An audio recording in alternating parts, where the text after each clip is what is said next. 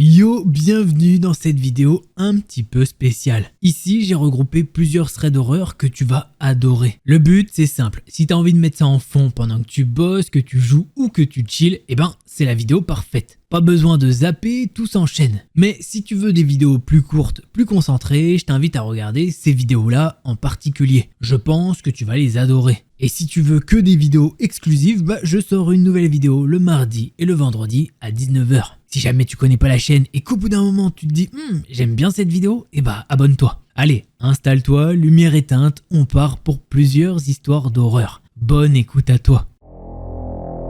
Tu vois cette petite créature là avec ses grandes oreilles et son sourire un peu trop large? Ça s'appelle un laboubou. À la base, c'était juste une peluche créée par un artiste hongkongais en 2015. Rien de fou, mais tout a basculé en avril 2024. Parce que ce mois-là, Lisa du groupe Blackpink a posté une simple story Instagram. Une photo d'elle, sac à la main et accroché dessus, un porte-clés laboubou. Rien de plus, mais c'était suffisant. À partir de ce moment, le jouet est devenu viral. En Asie, tout le monde s'est mis à en chercher, puis ça a traversé les océans. Aux États-Unis, ça a atterri direct dans les lycées, dans les malls et surtout sur TikTok. Et évidemment, quand un truc devient viral, ça prend des proportions délirantes. Un laboubou dit classique coûte autour de 20 à 40 $. Mais certains modèles rares se revendent à des centaines, voire des milliers. Le record, un modèle géant mint vert vendu aux enchères en 2025 à plus de 170 000 $. Alors imagine la pression sociale dans un lycée américain. Si t'as ton laboubou accroché à ton sac, t'es dans le game, si t'en as pas, t'es directement mis de côté. Et les collectionneurs, eux, ils voient ça comme de l'or. Ce que tu peux voir à l'écran, c'est le cambriolage d'un magasin laboubou. Alors ouais, t'as bien compris, les gens sont prêts à défoncer des vitrines pour ça. Et si je te disais qu'à cause de cette mignonne petite poupée, Allison, 17 ans, allait vivre la pire soirée de sa vie. Revenons là où tout a commencé. Allison, notre protagoniste, a 17 ans et elle fait sa rentrée de classe en mi-août dans un lycée au Texas. C'est une rentrée tout ce qu'il y a de plus classique. Elle retrouve plus ou moins la même classe que l'année dernière avec quelques changements. Et parmi ces changements, il y a surtout une personne qui va nous intéresser. Karen, elle a aussi 17 ans, c'est la première fois qu'Allison la voit dans le lycée. Allison, c'est pas la fille la plus sociable du monde, elle a son univers à elle et laisser les autres y entrer, c'est pas son truc. Sauf qu'il y a des gens qui, au contraire, savent parler à tout le monde sans problème. Ils savent démarrer une conversation avec un inconnu comme si de rien n'était. Et c'est exactement ça qui va se passer. Karen s'assoit à côté d'elle, regarde son sac et lance « Ah, toi aussi t'es fan de laboubou ?» Allison répond simplement que oui, qu'elle adore ses peluches toutes mignonnes. Et c'est comme ça que la conversation commence. Les jours passent et forcément quand deux personnes s'assoient côte à côte tous les jours, ça finit par créer un lien. Karen et Allison commencent à parler de plus en plus. Au début, ça reste léger, elles discutent de K-pop, de leur série préférée et évidemment des laboubous. Karen a l'air de s'y connaître, elle connaît même les modèles rares, les prix, les éditions limitées. Allison est surprise parce qu'elle pensait pas tomber sur quelqu'un d'aussi fan qu'elle dans sa propre classe. Petit à petit, Karen veut en savoir plus. Elle lui demande combien de laboubous elle possède, quel modèle, si elle en a déjà commandé à l'étranger. Allison, sans trop y réfléchir, finit par lui dire qu'elle a une petite collection à la maison. C'est à partir de là que ça devient un peu bizarre. Karen insiste beaucoup. Elle dit qu'elle aimerait trop voir la collection, qu'elle pourrait passer chez elle après les cours, qu'elle est super curieuse. Allison hésite parce qu'elle n'est pas du genre à inviter des gens facilement. Mais Karen trouve toujours les bons mots pour insister. Et un soir, Allison finit par accepter. Un après-midi, après les cours, Karen suit Allison jusque chez elle. C'est la première fois qu'elle invite une camarade de classe. Et forcément, elle est un peu stressée. Dès qu'elles entrent dans la chambre, Karen repère direct les étagères. Tous les laboubous bien alignés, certains encore dans leur boîte, d'autres posés comme des trophées. Karen s'approche, les regarde un par un et elle a ce sourire un peu trop grand. Waouh! T'as vraiment une belle collection. Allison rigole un peu, gênée, et lui explique comment elle les a eus. Certains achetés sur internet, d'autres trouvés dans des boutiques spécialisées. Rien d'extraordinaire pour elle, Mais Karen écoute, comme si elle parlait d'un trésor. Puis Karen prend un laboubou dans ses mains, le serre un peu trop fort et lâche. Tu sais que certains de ces modèles valent une fortune? Sur le moment, Allison, elle y fait pas trop attention. Elle pense que c'est juste une remarque comme ça. Mais au fond, elle a quand même un petit doute. Parce que dans la voix de Karen, il y avait quelque chose de différent. Pas juste de l'admiration, presque de la convoitise.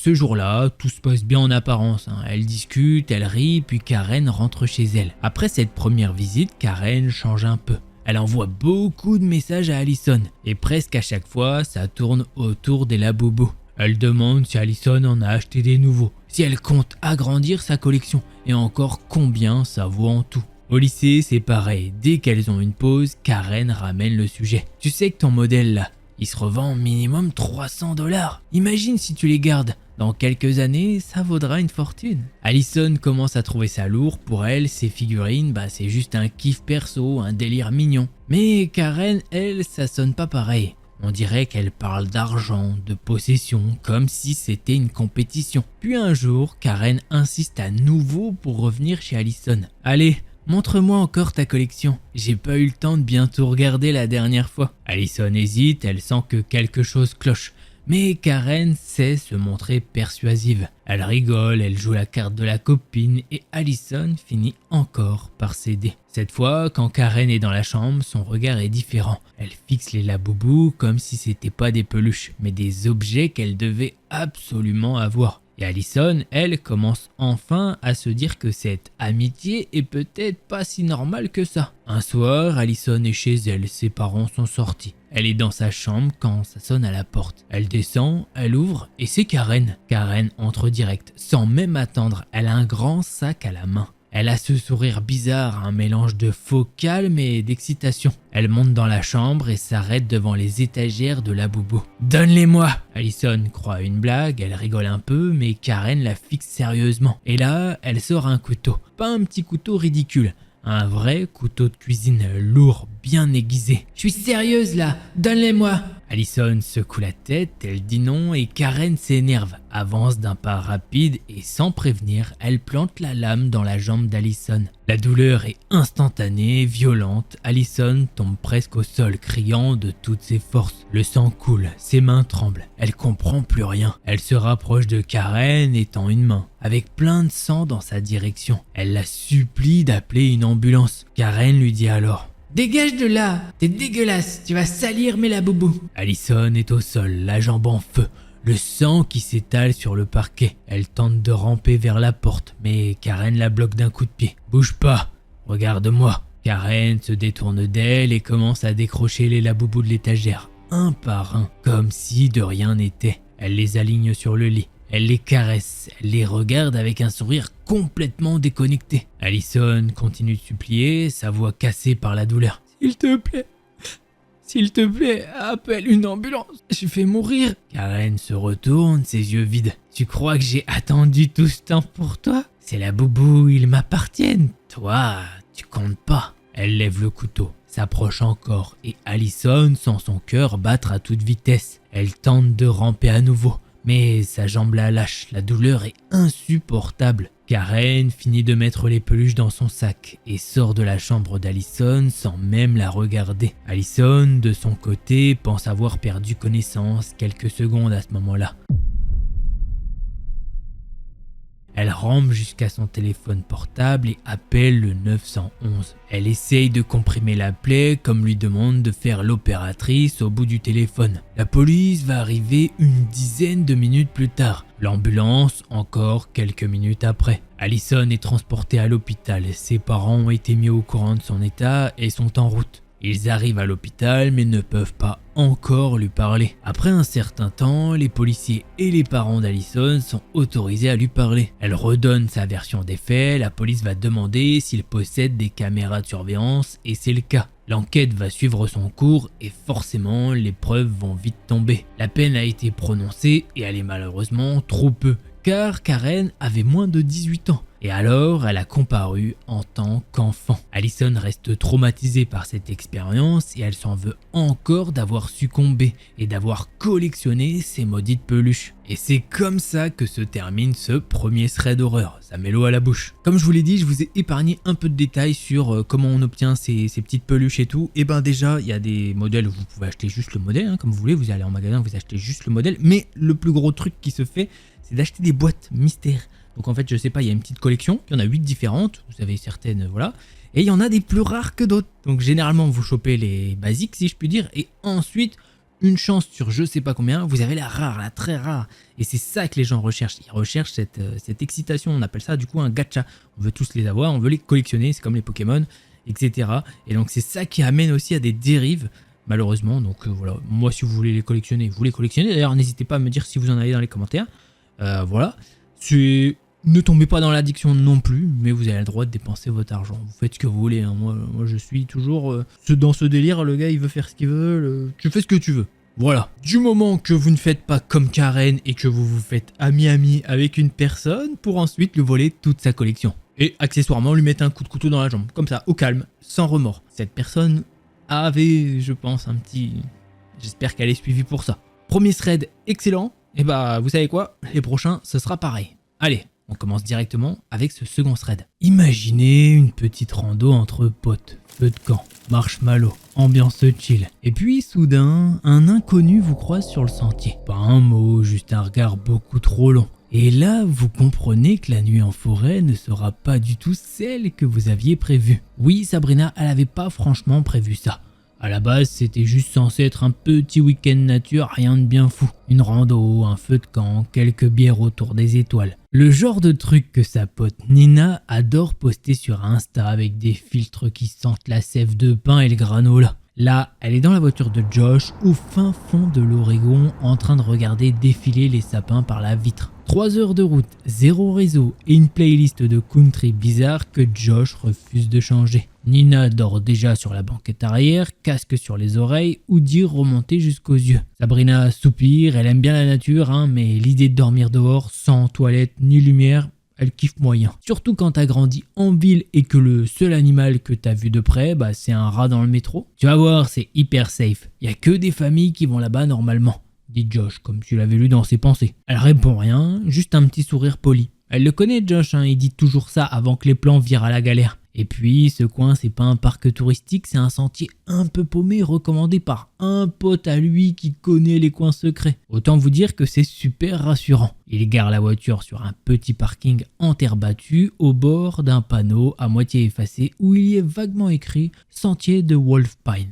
Personne d'autre, même pas une bagnole, juste la forêt, dense, imposante et silencieuse. Sabrina sort du coffre son sac à dos beaucoup trop lourd pour sa taille. Nina, elle a pris une valise à roulettes comme si le chemin allait être bétonné, Mais t'es sérieux, Nina? Bah quoi, elle est cabin size. Josh, il rigole en entendant ça, il soulève son sac avec un air de mec viril et ouvre la marche. Il s'enfonce dans les arbres. Au début, ça va, il fait beau, le sentier est bien balisé et Nina râle juste ce qu'il faut pour faire sourire sans vraiment agacer. Sabrina commence même à se détendre un peu. L'air sent bon la résine, les oiseaux chantent et il y a un petit ruisseau qui court le long du chemin. Mais au bout d'une heure, quelque chose change. Ils entendent des pas. D'abord lointain, puis plus proche. Un homme arrive en face. Seul, il marche lentement, presque trop lentement. La quarantaine, des vêtements sales, un sac à dos usé, une barbe pas entretenue. Il les regarde en silence, sans sourire, sans un mot. Juste ce regard trop long,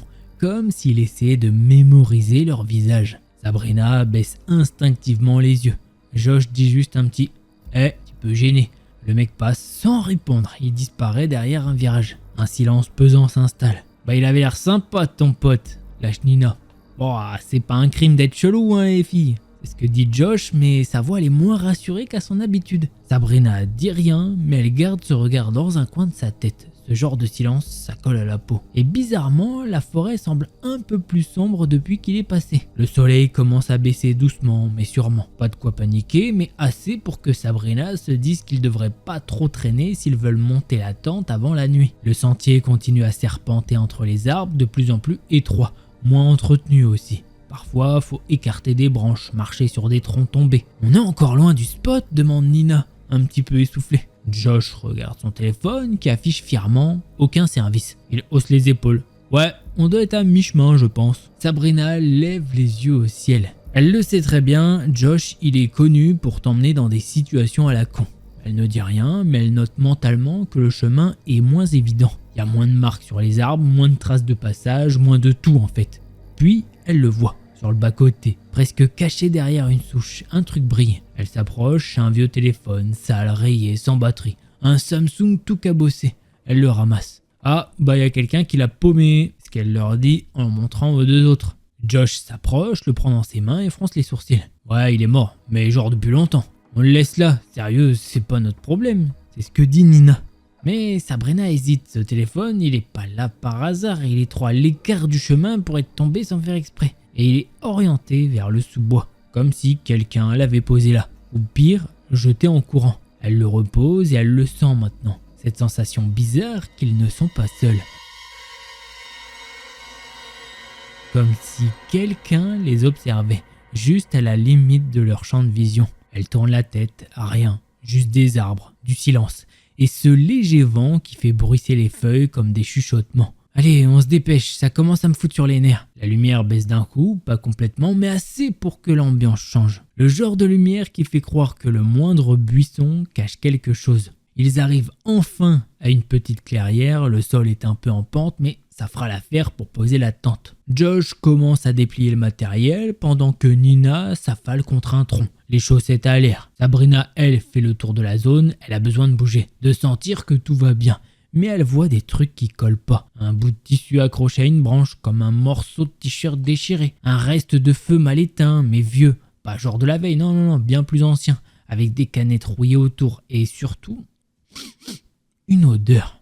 Subtile mais présente. Pas celle de la nature ou du bois brûlé. Un mélange entre la terre humide, le plastique fondu et autre chose de plus métallique. Elle revient vers les autres, un peu plus tendue.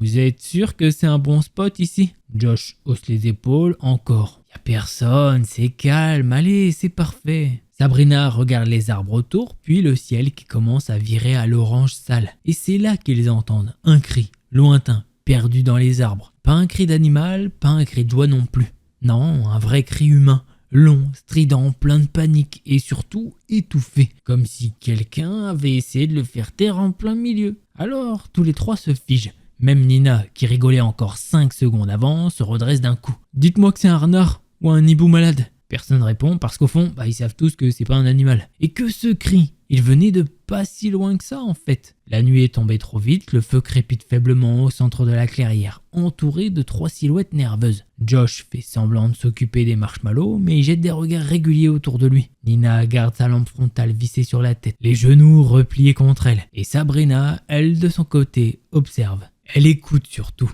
Le bois est censé être bruyant la nuit, insectes, grenouilles, bruit de feuillage, trucs normaux. Mais là, c'est trop calme, un silence épais, un silence qui colle. Ah, je le sens pas. Arrête, c'était peut-être un randonneur qui s'est fait mal.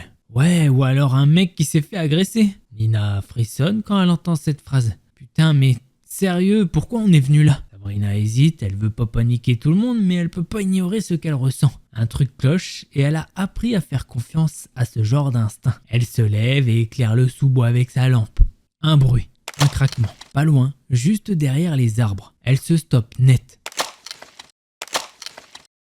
Vous avez entendu? Josh et Nina lèvent la tête, nouveau craquement. Plus fort, plus proche. Cette fois, pas de doute, il y a quelqu'un ou quelque chose. Ils se lèvent tous les trois d'un bond. Josh attrape une grosse branche comme si c'était une épée. Sabrina garde sa lampe allumée et fixe la forêt. Elle sent son cœur battre beaucoup plus vite. Et là, entre deux troncs, elle le voit. Une silhouette, immobile. Juste assez éclairée pour qu'elle distingue la forme d'un homme. Grand, manteau sombre, quelque chose dans la main. Il regarde et ne dit rien. Puis il recule, doucement, et disparaît. Les filles, c'est lui, c'est le mec du sentier. Ils ont éteint le feu, éteint les lampes et se sont enfermés dans la tente comme si le tissu en nylon allait les protéger de quoi que ce soit. 3 sacs de couchage collés, 3 respirations qui se forcent à rester calmes. Sabrina n'arrive pas à fermer l'œil. Chaque bruit dehors la fait sursauter. Les branches qui craquent, le vent qui bouge les feuillages, un hibou quelque part ou autre chose. Elle regarde l'écran de son téléphone, toujours pas de réseau, 2h42 du matin. Elle glisse la main vers Josh et lui tape doucement l'épaule. « Hé, tu dors ?»« Bah non, je crois qu'on devrait pas rester jusqu'à demain matin. »« Ouais, je pense pareil. »« Moi aussi !» ce que rajoute Nina qui, au final, ne dort pas. Le silence revient et puis soudain, un bruit. Pas un bruit de forêt, un froissement. Comme une main qui glisse contre la toile de la tente. Lentement, trop lentement. Ils se figent tous les trois, Sabrina sent sa respiration s'arrêter. Elle ose à peine bouger. Un doigt, une lame, une branche. Elle sait pas, mais en tout cas ça gratte, ça frôle. Et puis, plus rien. Silence total. Josh tend le bras vers la fermeture éclair de la tente, prêt à l'ouvrir d'un coup. Sabrina le retient par le poignet. « Mais tu fais quoi là ?»« Je veux voir si c'est pas juste un animal. »« Non, je pense pas qu'un animal viendrait aussi proche de la tente. » Ok, il se ravise et il reste là, à attendre, à guetter le moindre bruit, à espérer que le jour se lève vite. Mais il reste encore longtemps avant l'aube. À 6h15 du matin, ils sont déjà en train de replier la tente à la va-vite. Pas un mot, pas un regard, juste cette envie commune de se casser vite. L'air est frais, mais Sabrina a les paumes moites. Elle a pas dormi, à peine somnolée en comptant les secondes entre les bruits. Ils se mettent en marche, mais très vite elle sent un truc bizarre. Le sentier, il est plus pareil. Les marques rouges sur les troncs, celles qui indiquaient la direction à suivre la veille, sont floues. Une est rayée avec de la boue, une autre à moitié effacée et le chemin lui-même y semble plus dense. Comme s'il passait par un endroit presque familier, mais pas tout à fait. Attendez, c'est pas ce qu'on a pris à l'aller ça, non? Josh s'arrête, regarde autour. C'est le même genre de chemin, mais ouais, il y a un truc qui cloche. Je savais qu'on aurait dû rebrousser chemin dès qu'on a trouvé ce téléphone pourri. Bon, ils continuent quand même, pas le choix, ils veulent retrouver la voiture, la route, la civilisation. Mais les heures passent et toujours rien. Pas de parking, pas de panneau, pas même un banc ou une de ces cartes en bois qu'on trouve dans les parcs nationaux. Rien. Tourne en rond, c'est pas possible. Sabrina s'arrête, elle regarde au sol, des empreintes de pas. Leur point de départ peut-être, mais elle sait plus, elle commence à douter de tout. Et c'est là qu'elle le voit à nouveau. Le téléphone, celui de la veille. Toujours aussi sale, toujours posé à moitié sous une souche, exactement au même endroit. Ils ont fait une boucle. Et quelqu'un a voulu qu'ils fassent une boucle. Ils marchent encore pendant plus d'1 heure, épuisés, assoiffés, les jambes lourdes. Josh râle, Nina pleure en silence et Sabrina essaye de pas craquer. Elle s'accroche à l'idée fixe de retrouver la voiture. C'est devenu une obsession. En même temps, elle n'a pas trop le choix. Et puis d'un coup, comme ça, sans prévenir, il y a un panneau. Un vrai panneau en bois planté au milieu d'un croisement. Le parking est à 0,5 miles. Ils se regardent sans y croire, pas un mot, juste une accélération soudaine. Ils commencent à courir, même si leurs corps veulent s'effondrer. Chaque pas claque contre la terre sèche. Sabrina trébuche une fois, se rattrape de justesse. Et là, entre les arbres, du bitume. Ils tombent presque à genoux en retrouvant la route. Leur voiture est là, intacte, seule sur le petit parking. Tout est silencieux, comme si rien ne s'était passé. Comme si c'était juste un week-end de camping comme un autre. Mais un détail leur glace immédiatement le sang. Sous l'essuie-glace de la voiture, il y a un morceau de papier plié. Nina n'ose pas le toucher. Sabrina s'approche, elle le prend et le déplie. Il y a un mot, écrit à la main en lettres bâclées. Ne revenez plus ici. Premier et dernier avertissement. Elle sent un frisson la traverser des pieds à la tête. Josh attrape les clés. Il démarre la voiture sans dire un mot et Nina monte à l'arrière tremblante. Sabrina garde le papier entre ses mains sans savoir si elle doit le déchirer ou le garder comme une preuve. Ils roulent en silence, les yeux rivés sur la route, et derrière eux, la forêt redevient parfaitement calme. 2 semaines ont passé, Sabrina n'a rien posté sur Insta, pas une photo, pas une story. Elle a effacé toutes les images de ce week-end-là, même celles où il souriait encore, même celles avec le feu de camp. Nina, autant vous dire que elle, c'est simple, elle a bloqué tous les comptes survie, van life, hiking, USA qu'elle suivait. Josh a mis la tente en vente sur Facebook Marketplace et depuis ce jour, ils sont hantés par quelque chose qu'ils ont vu. Enfin, du moins qu'ils n'ont pas vu. Qui c'était? Pourquoi eux? Et surtout, est-ce qu'ils sont vraiment partis à temps? Imaginez un rendez-vous Tinder, tout ce qu'il y a de plus banal. Un café au bord d'un lac, un mec sympa, poli, pas du tout louche. Le genre de date où tu te dis, allez au pire, ça fera juste une petite balade. Mais parfois, derrière un sourire tranquille, il y a autre chose. Et ce petit rendez-vous peut vite devenir une course pour ta survie. Mais n'allons pas trop vite, revenons là où tout a commencé plus ou moins. Elisa, elle vient tout juste d'emménager à Sacramento pour ses études, nouvelle ville, nouveau départ. Elle se dit qu'un petit match Tinder, ça mange pas de pain, histoire de voir du monde, de tester un peu le terrain. Ce sont ses mots, je reprends juste ces termes. Elle s'inscrit sans grande conviction et 2 jours plus tard, elle match avec un certain Jake. 26 ans, profil propre, pas de photo torse nu, pas de bio chelou, juste un toujours partant pour un café ou une rando. Pas de drama. Ils se mettent alors à discuter, il est calme, posé, pas lourd du tout, il fait des blagues et lui envoie des gifs. D'ailleurs, petit débat, vous dites gif ou gif? Dites-moi ça en commentaire. Bon, lui, il lui parle de son boulot dans une boîte de climatisation. Et surtout, en fait, il fait pas que parler.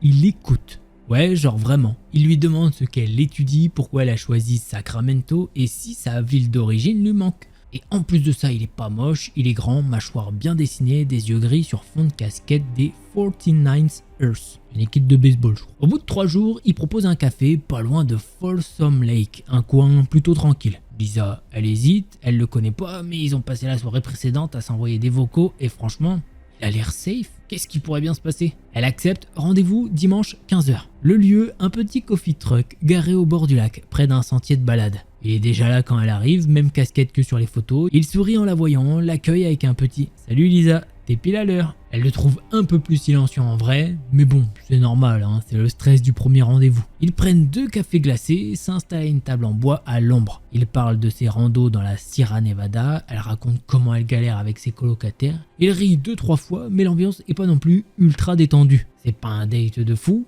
mais c'est pas un désastre non plus. Après une demi-heure, il propose une petite balade à pied sur un sentier forestier.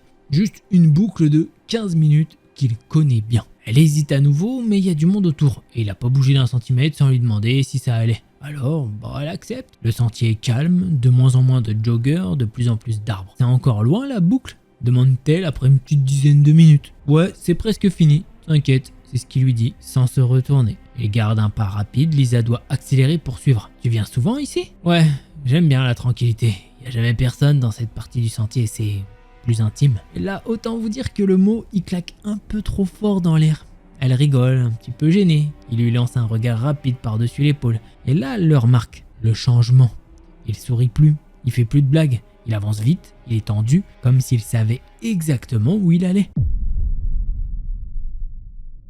Lisa ralentit, son instinct commence à hurler. Finalement, je vais faire demi-tour. J'ai promis d'appeler ma sœur. Jake s'arrête net, il se retourne lentement. Maintenant On vient juste de commencer. Ouais, désolé, on peut se revoir un autre jour si tu veux. Il la fixe longtemps, puis il s'approche. Tu vas où?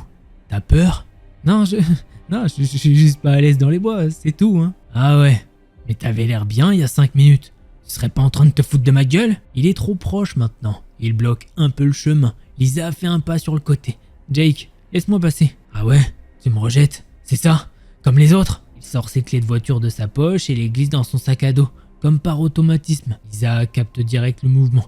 Il n'a pas l'intention de la ramener. Elle court d'un coup. Elle saute sur le côté, entre les buissons, quitte le sentier balisé, fonce à l'aveugle. Elle l'entend crier son prénom, mais elle trace le cœur dans la gorge. Les branches lui griffent les bras. La terre est molle. Elle glisse 2 fois, mais elle court parce qu'elle sait. Elle sait que s'il la rattrape, c'est fini. Elle entend ses pas derrière. Il la suit. Il court également. Un tronc, une racine, elle saute, elle se tord la cheville mais continue. Elle voit un éclat de lumière, une route, non, un parking.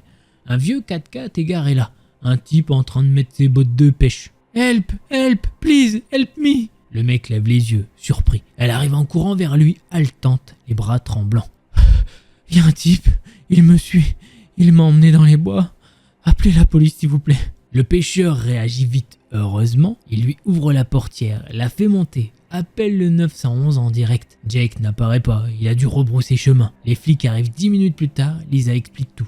Le pseudo du mec, les messages, la voiture. Mais son profil Tinder est déjà supprimé. Il a pas donné son vrai nom, ni son vrai numéro, ni son vrai prénom peut-être même. Elle a pas vu sa plaque d'immatriculation. En fait, elle a rien. Mais bon, elle donne quand même tout ce qu'elle peut. Les détails, l'itinéraire, l'endroit exact. Et il lance une recherche.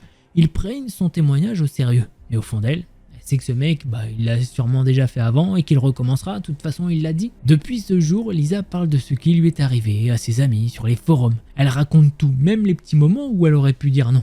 Elle n'a pas osé. Elle veut que les autres gens sachent, que ce genre de Jake, il y en a plus qu'on croit, et qu'il suffit d'un seul. Ouais, allez, pourquoi pas, pour que tout parte en vrille. Alors, petit thread, oui, il est petit en termes de longueur, mais le contenu est là, dans le sens où, oui, il y en a qui vont me dire, ah, ça fait pas peur, ça fait pas peur, c'est pas grave, la meuf, elle est dans les bois, vous savez ce qui va se passer, c'est une fille dans les bois, il a dit, tu vas me rejeter comme toutes les autres, machin. Clairement, je comprends pas ce délire de... Je sais pas, j'arrive pas à comprendre, des fois je me dis, mais trouve une meuf, tu veux trouver une meuf, fais les choses correctement, quoi. C'est parce que c'est pas la méthode, alors à moins que vous kiffiez ça, hein, les meufs, mais je suis pas sûr.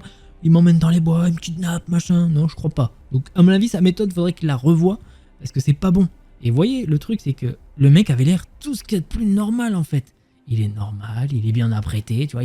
Il sait pas, il est en mode un peu, c'est un peu pas ouf, machin, nanani. Non, il est nickel sur le papier, il parle très bien, je sais pas, enfin, du moins, il a l'air d'être pas mal, tu vois. Il a l'air d'être un mec lambda que tu pourrais voir normal. Et au final, bah tu vois, les penchants un petit peu à l'ombre des bois, et bah là, son vrai visage, refait surface. Ferme les yeux une seconde. Imagine, tu sors d'une fête à laquelle tu n'avais même pas envie d'aller. Il est tard, t'es fatigué et au lieu d'attendre ta pote, tu décides de rentrer seul. La route est sombre, déserte, bordée par une forêt qui semble sans fin. Pas de lampadaire, pas de voiture, juste toi et le bruit de tes pas. Au début, tu marches vite, tu te rassures en te disant que tu dramatises. Mais plus tu avances, plus le silence devient lourd. Puis tu commences à entendre autre chose, des pas. Comme si quelqu'un marchait derrière toi, calquant son rythme au tien. Tu te retournes, rien. Alors tu continues, le cœur serré. Et c'est là que tu l'aperçois. Pas un visage, pas une silhouette entière, juste un sourire. Un sourire qui brille dans l'obscurité. Et dans sa main... Attendez, on revient en arrière où tout a commencé. Cette histoire date d'il y a longtemps. Mais Soso s'en souvient comme si c'était hier, car ce qui est arrivé cette nuit-là l'a marqué à jamais. Pour commencer, Soso elle a 21 ans, elle est étudiante et elle est plutôt réservée et ne sort pas beaucoup. Elle n'a pas non plus beaucoup d'amis et pour vous dire, en fait, elle n'a qu'une seule amie en réalité. Elle s'appelle Kimberly. Elles suivent toutes les deux pas mal de cours ensemble et franchement, elles s'entendent bien, malgré le fait que Kimberly est l'inverse d'elle. Kim, elle est plutôt populaire et sociable. Et elle essaye tout le temps d'emmener Soso aux fêtes où elle va. C'est comme ça qu'elle s'est retrouvée dans cette histoire de malade. Tout commence de là. Un jour, Kim lui propose de venir à l'une de ses fêtes, ce que Soso refuse catégoriquement. Comment elle va se retrouver à cette fête, vous allez me dire? Eh bien, on y vient. Après les cours qu'elle partage ensemble, elle a pu entendre des chuchotements la concernant. Comme quoi elle était une ratée, une paria, que de toute façon, valait mieux pas la fréquenter. C'était une perte de temps. Et c'est à cause de ces moqueries qu'elle a décidé, elle ne sait pas pourquoi à ce moment-là, de revenir sur sa décision et d'aller à cette fête. Pourtant, c'est pas la première fois qu'elle entend des choses comme ça à son sujet. Mais elle ne sait pas pourquoi, à ce moment-là, ça lui a fait mal. Donc, elle a décidé de rejoindre Kim là où elle était pour la prévenir. Kim est tellement contente qu'elle a décidé que toutes les deux allaient pas finir les cours. Et elles sont allées faire les boutiques pour fêter ça. Soso, elle a un peu râlé parce qu'elle aime pas rater les cours, surtout que ça coûte cher. Mais bon, ça fait tellement plaisir à Kim qu'elle a pas osé lui dire non. Donc, elles sont parties faire les boutiques et manger un petit truc avant la fête. Elles sont rentrées chez Kimberly pour aller chercher sa voiture. Puisque, ouais, il y a un détail qui a quand même son importance, la fête elle a lieu un peu loin de la ville. Donc il faut forcément une voiture pour y accéder. Il y a une longue forêt qui longe une route un peu paumée et c'est pas du tout éclairé. Et franchement, ça la fait flipper rien que d'y penser. Après s'être préparées toutes les deux, elles montent dans la voiture et traversent la moitié de la ville pour finir sur cette route un peu lugubre. Et elles arrivent enfin dans le village où se trouve la fête. Soso, elle met directement un pied au sol et elle sait qu'elle aurait pas dû venir. Je sais pas, elle a un pressentiment. Mais elle se dit que c'est parce qu'elle n'est pas habituée à ces fêtes, ou alors peut-être que c'est la musique qui est trop forte qui l'angoisse, ou encore le fait qu'il y ait beaucoup trop de gens. Mais elle décide de prendre sur elle et de faire un effort et de rentrer dans la maison. Il y a de l'alcool qui coule à flot, des filles et des mecs de partout. Ça danse, ça rigole, ça fume, bref, c'est une fête quoi. Kimberly, elle est pas très sympa, elle l'a laissée pour aller rejoindre son petit ami. Soso, elle est restée un peu avec eux quand ils ont décidé de monter pour faire des trucs apparemment. Franchement, elle se demande qui fait ça quand il y a autant de monde autour. Ce qui fait que, elle de son côté, elle se retrouve toute seule dans la fête et elle connaît pratiquement personne. Elle connaît des gens de vue, mais c'est pas vraiment ses potes. Ce qui fait qu'elle est plus gênée que autre chose. Elle décide alors de sortir de la maison. Elle regarde le jardin de la maison et franchement, elle se demande ce qu'elle fait là. Elle a adoré les moments shopping et l'après-midi qu'elle a passé avec Kim. Mais là, c'est trop pour elle. Et au lieu d'aller demander à Kimberly si elle peut la raccompagner, elle décide de ne pas aller la déranger et de partir à pied de la fête. Et elle essaye d'oublier qu'elle va devoir passer par cette route de malheur. Elle marche le long de la route et forcément elle s'éloigne de la fête, qui veut dire que la musique baisse. Et ça, elle nous le dit, ça fait du bien à ses oreilles, elle n'a pas l'habitude des boum boum. Elle essaye de penser à plein de choses pour ne pas imaginer le pire. D'ailleurs, petit détail, même gros détail, à cette époque les téléphones ne sont pas aussi populaires comme maintenant. Et surtout, c'est vachement cher, donc forcément, elle n'en a pas. Plus elle avance et moins il y a de lumière, plus elle se rapproche de cette route de forêt. Arrivée à la fin de village, elle rencontre un silence pesant, un silence terrifiant, puisqu'elle vient de passer d'un brouhaha pas possible à la nuit calme et inquiétante.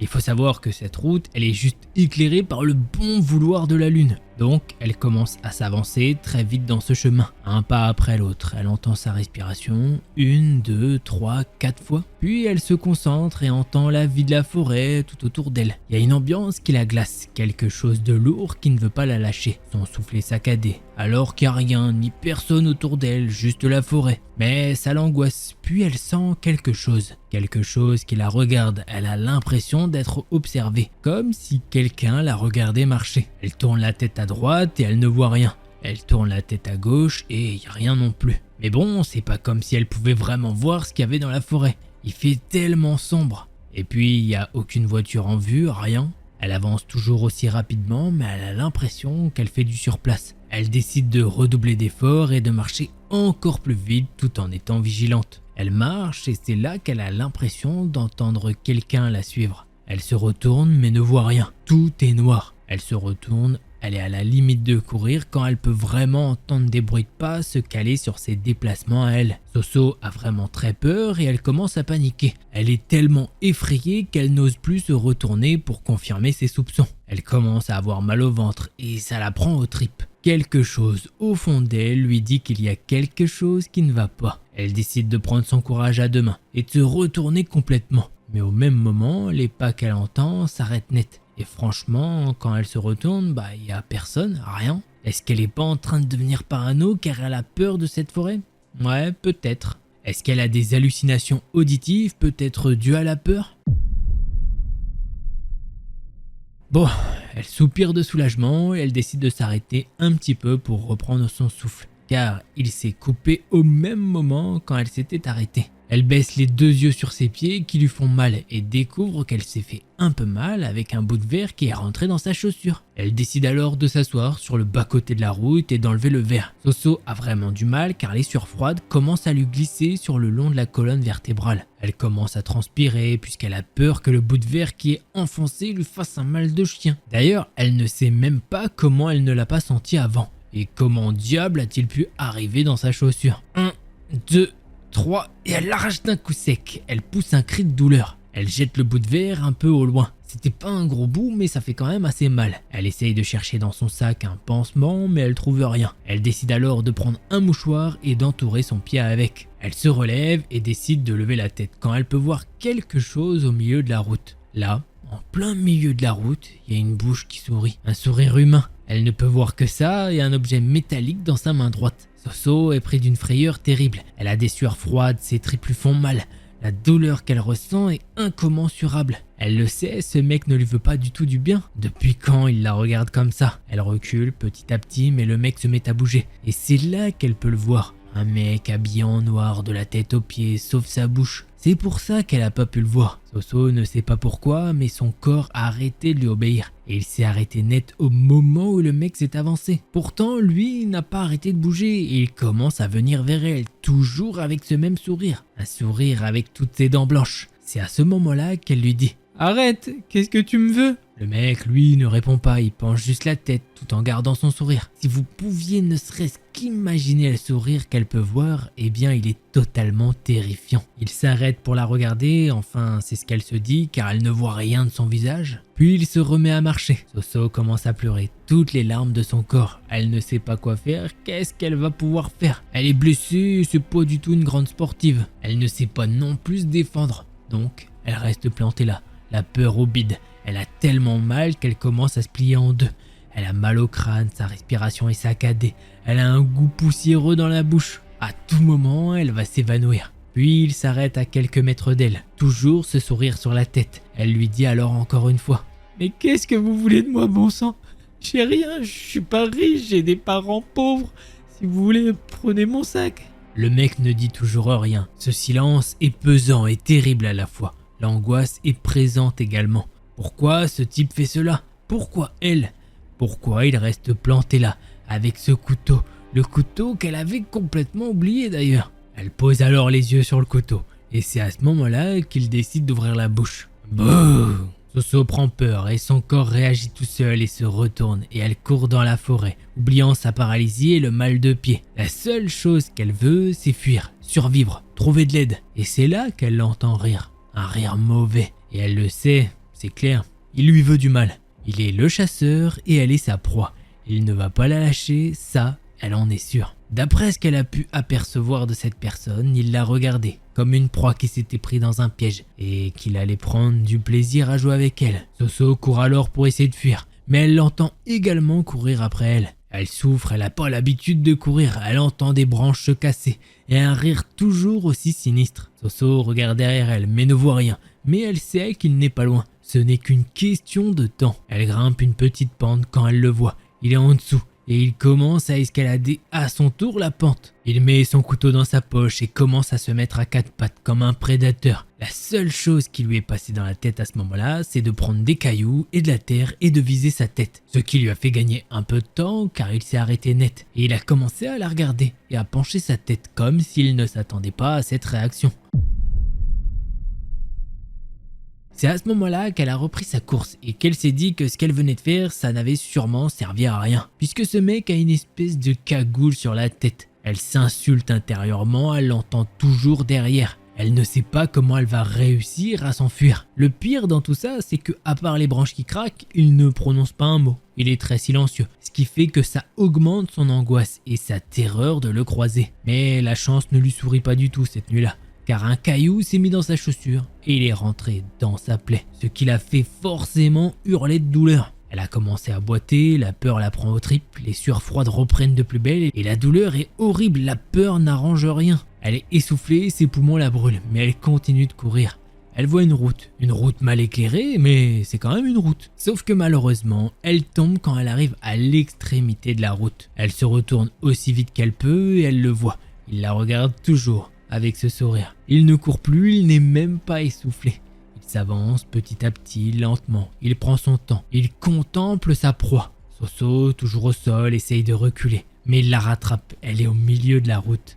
Il la prend par les cheveux et sent ses cheveux. Et il y a un petit son bizarre qui sort de sa bouche. Puis il lui fait un bisou sur le front avec ses dents. Comment vous dire qu'à ce moment-là, Soso est paralysée par la peur. Elle essaye bien sûr après quelques secondes de se défendre, mais il est bien trop fort. Elle commence à pleurer de désespoir et il lui essuie les larmes et il commence même à lui lécher les joues là où les larmes coulent. Puis toujours avec ce sourire, elle le voit. Elle voit le couteau qui commence à s'enfoncer dans son ventre. Elle hurle à l'agonie. Elle a l'impression qu'il l'a coupé en deux.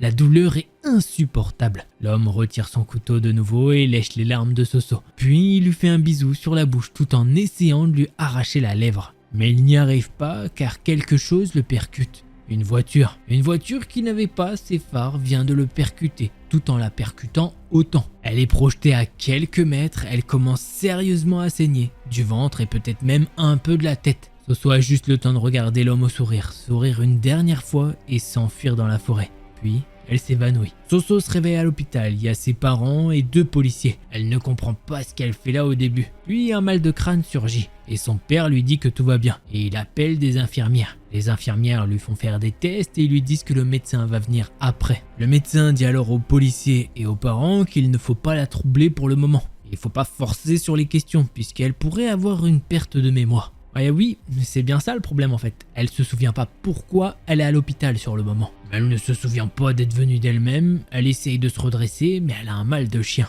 Elle soulève sa chemise de nuit et découvre un énorme bandage. Perplexe, quelques souvenirs commencent à lui revenir par bribes. La fête, l'homme, la voiture, ça lui donne vraiment mal à la tête. Quelques jours plus tard, les policiers sont revenus l'interroger. Et c'est à ce moment-là qu'elle apprend que quelqu'un l'a secourue en percutant son agresseur et elle-même au passage. Dans son malheur, elle a eu de la chance, si on peut dire, puisque l'homme au volant de la voiture était complètement bourré et que forcément ça aurait pu finir encore plus mal pour eux deux. Les policiers ont écouté ce qu'elle avait à dire mais lui ont dit qu'il ne pourrait malheureusement pas faire grand chose parce qu'elle a vu que ses dents. Et avec des dents, on va pas aller loin. Mais malgré ça, tous les jours depuis ce jour, elle ne sort plus seule la nuit. Elle a l'impression qu'il va revenir à tout moment. Et elle a l'impression qu'il va revenir à tout moment pour finir ce qu'il a commencé. Et que cette fois, il ne jouera pas avec sa proie. Elle se dit que dans son malheur, elle a eu de la chance que ce mec était un prédateur qui adorait jouer avec sa victime. Car elle pense autrement qu'elle ne serait clairement plus de ce monde pour nous raconter son histoire. Et oui, il y a des types de psychopathes carrément. Il y a des types, il y en a qui aiment bien jouer avec leur victime, il y en a qui s'en foutent, qui tuent directement.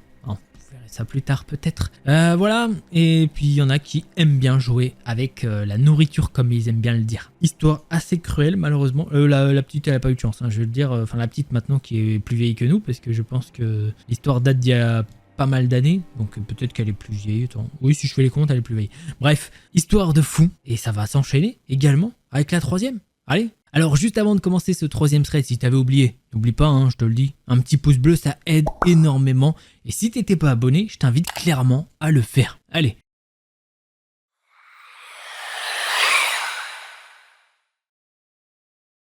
Le troisième thread, eh bien il commence avec Léa, qui a 35 ans. Elle vit depuis un petit peu plus de 2 ans dans une maison tranquille au fond d'une allée pavillonnaire. Une impasse comme il y en a plein. Des buissons mal taillés, des garages gris, 3 lampadaires qui clignotent quand il pleut.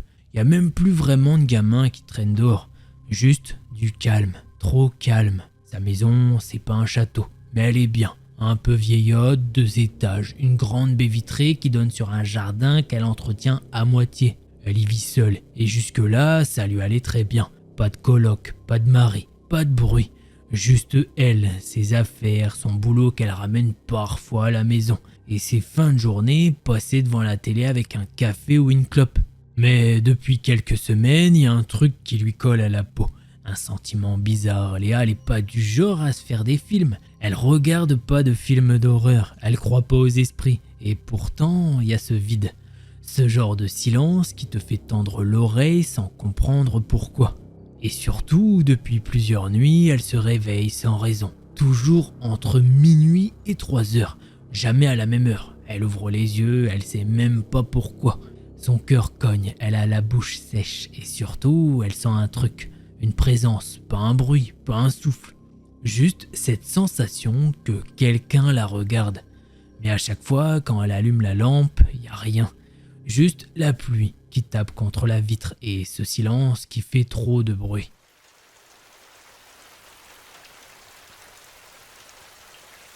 Pas toutes les nuits, mais presque, parfois à minuit pile, d'autres fois à 2h47, une fois même à 3h13. Jamais à la même heure, mais toujours le même ressenti. Léa ouvre les yeux. Elle est raide comme un piquet, le cœur qui bat trop fort pour quelqu'un qui dort. Elle a pas fait de cauchemar, y a pas de bruit, pas de lumière, rien de spécial.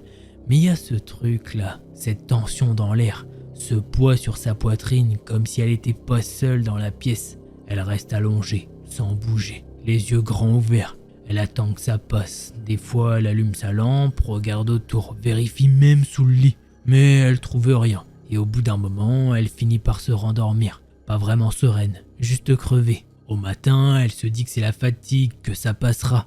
Elle le dit même à sa collègue au boulot à moitié en rigolant. Je me réveille comme une débile au milieu de la nuit, je suis trop stressée, je crois. Sa collègue lui dit que c'est normal, que le cerveau fait n'importe quoi quand on dort mal, qu'elle devrait prendre de la valériane, c'est du thé un petit peu, c'est des plantes, ou faire un petit peu de sport. Léa hoche la tête, sourit, mais elle y croit pas trop, parce qu'au fond, elle sent que c'est pas son corps le problème, c'est la maison. Il y a même un soir où elle se lève pour boire un verre d'eau.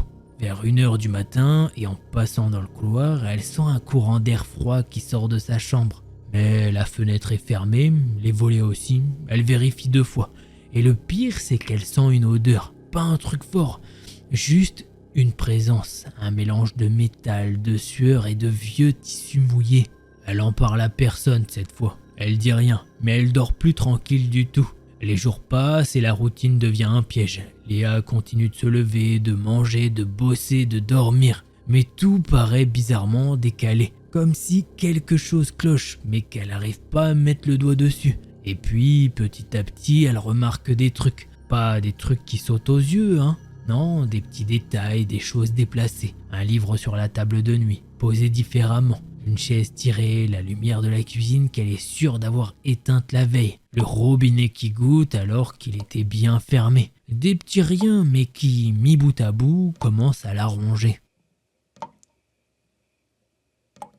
Un matin, elle trouve sa tasse de café sale dans l'évier. Sauf qu'elle n'en a pas bu ce matin-là. Et là, elle commence à vraiment flipper. Elle se demande si elle devient folle, si elle a fait les choses sans s'en rendre compte. Si elle parle dans son sommeil, elle passe un soir à tout vérifier avant d'aller dormir. Lumière, volet, porte. Elle va même jusqu'à caler une petite boîte d'allumettes contre la porte d'entrée. Si ça tombe, c'est que quelqu'un est passé. Le lendemain matin, la boîte est au sol, mais la porte est toujours verrouillée. Ce soir-là, pendant que l'orage gronde dehors, elle allume la télé pour se changer les idées. Une vieille rediffusion, une série qu'elle regarde sans vraiment suivre. Elle allume une clope, reste là, les jambes en tailleur sur le canapé à fixer l'écran. Et puis d'un coup, la télé grésille, l'image saute, le son coupe.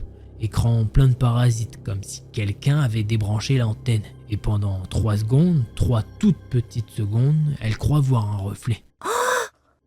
Quelque chose derrière elle, une ombre, une silhouette floue. Puis l'image revient. Elle se retourne d'un coup, y a rien. Mais elle coupe la télé et elle ne rallume plus rien de la soirée. Il est 21h30, la pluie a redoublé. Le genre de pluie qui tape fort, qui inonde tout. Le vent siffle comme une bête dehors et les éclairs claquent à intervalles réguliers, éclairant la maison d'une lumière blanche et froide. Léa est assise sur son lit, dos contre le mur, une couverture épaisse autour des épaules. Elle regarde rien, elle écoute tout. Elle a fermé toutes les portes, verrouillé les fenêtres, tiré les rideaux. Mais elle se sent pas en sécurité. Pas ce soir, pas avec ce vent, cette pression dans l'air et cette sensation constante d'être pas vraiment seule. Chaque petit bruit lui fait tendre l'oreille. Chaque craquement du plancher lui fout la chair de poule. Elle tente de lire un livre, mais elle relit la même ligne 15 fois. Son regard glisse vers la porte de sa chambre, fermée, mais ça change rien. Elle la sent, cette présence, comme si quelqu'un était dans la maison. Pas dans la pièce, mais pas loin. À 22h02, une première coupure de courant. Clac, tout s'éteint. Lumière, le frigo s'arrête de vibrer. Silence complet, à part le tonnerre au loin.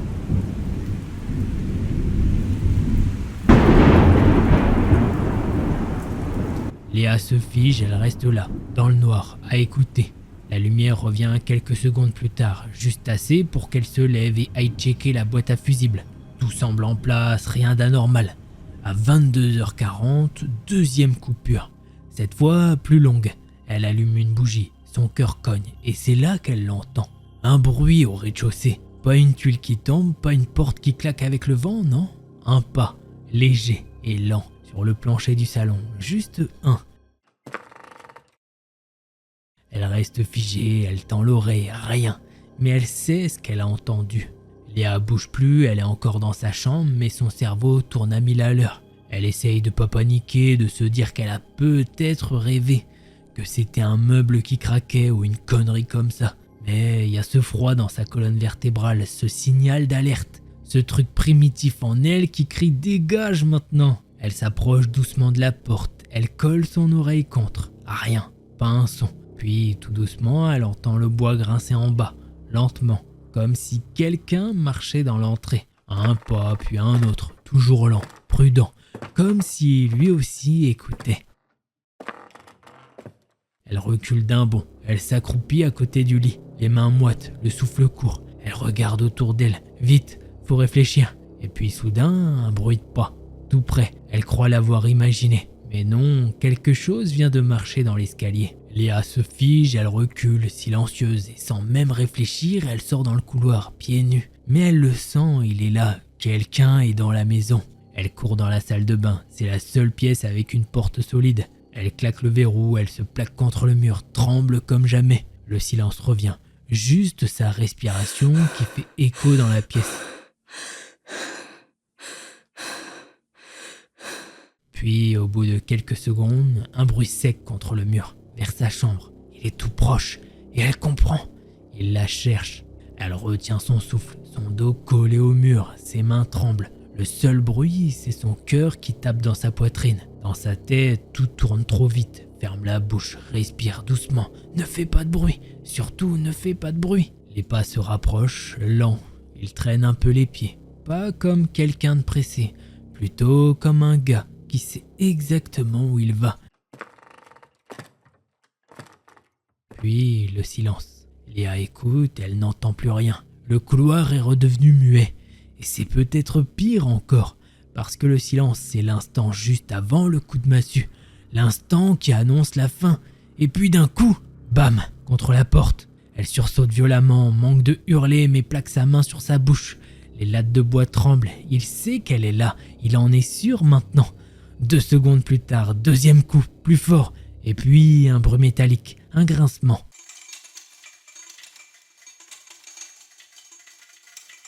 Elle comprend ce que c'est quand la première entaille apparaît dans la porte. Un couteau, un gros. Il commence à planter la lame dans le bois, à petits coups secs et réguliers. Comme s'il voulait pas la forcer d'un coup. Non, il prend son temps. Elle recule jusqu'au coin de la baignoire. Elle veut crier, mais sa gorge est bloquée. Elle cherche un objet, n'importe quoi, une brosse à cheveux. Sa brosse à dents, juste n'importe quoi, quelque chose pour se défendre. Elle chuchote sans savoir pourquoi. « Arrête, je t'en supplie !» Mais le couteau continue. Un troisième coup, plus profond. Il vise la serrure. Elle pleure sans bruit. Et là, au milieu du vacarme de l'orage dehors, elle entend un rire étouffé. Juste un rire. Il s'amuse. Léa serre les dents. Chaque coup de couteau dans la porte fait vibrer la poignée. Le bois commence à fendre. Elle sait qu'il finira par passer. Pas maintenant peut-être, mais bientôt. Elle n'a rien pour se défendre, rien pour se battre et personne à appeler. Pas de téléphone fixe à portée. Dehors, l'orage continue de frapper. La pluie ruisselle sur les vitres de la salle de bain et les coups de tonnerre se mêlent aux assauts de l'autre taré contre la porte. Puis d'un coup, il chuchote quelque chose à Léa. « Tu as de la chance cette fois-ci, je reviendrai.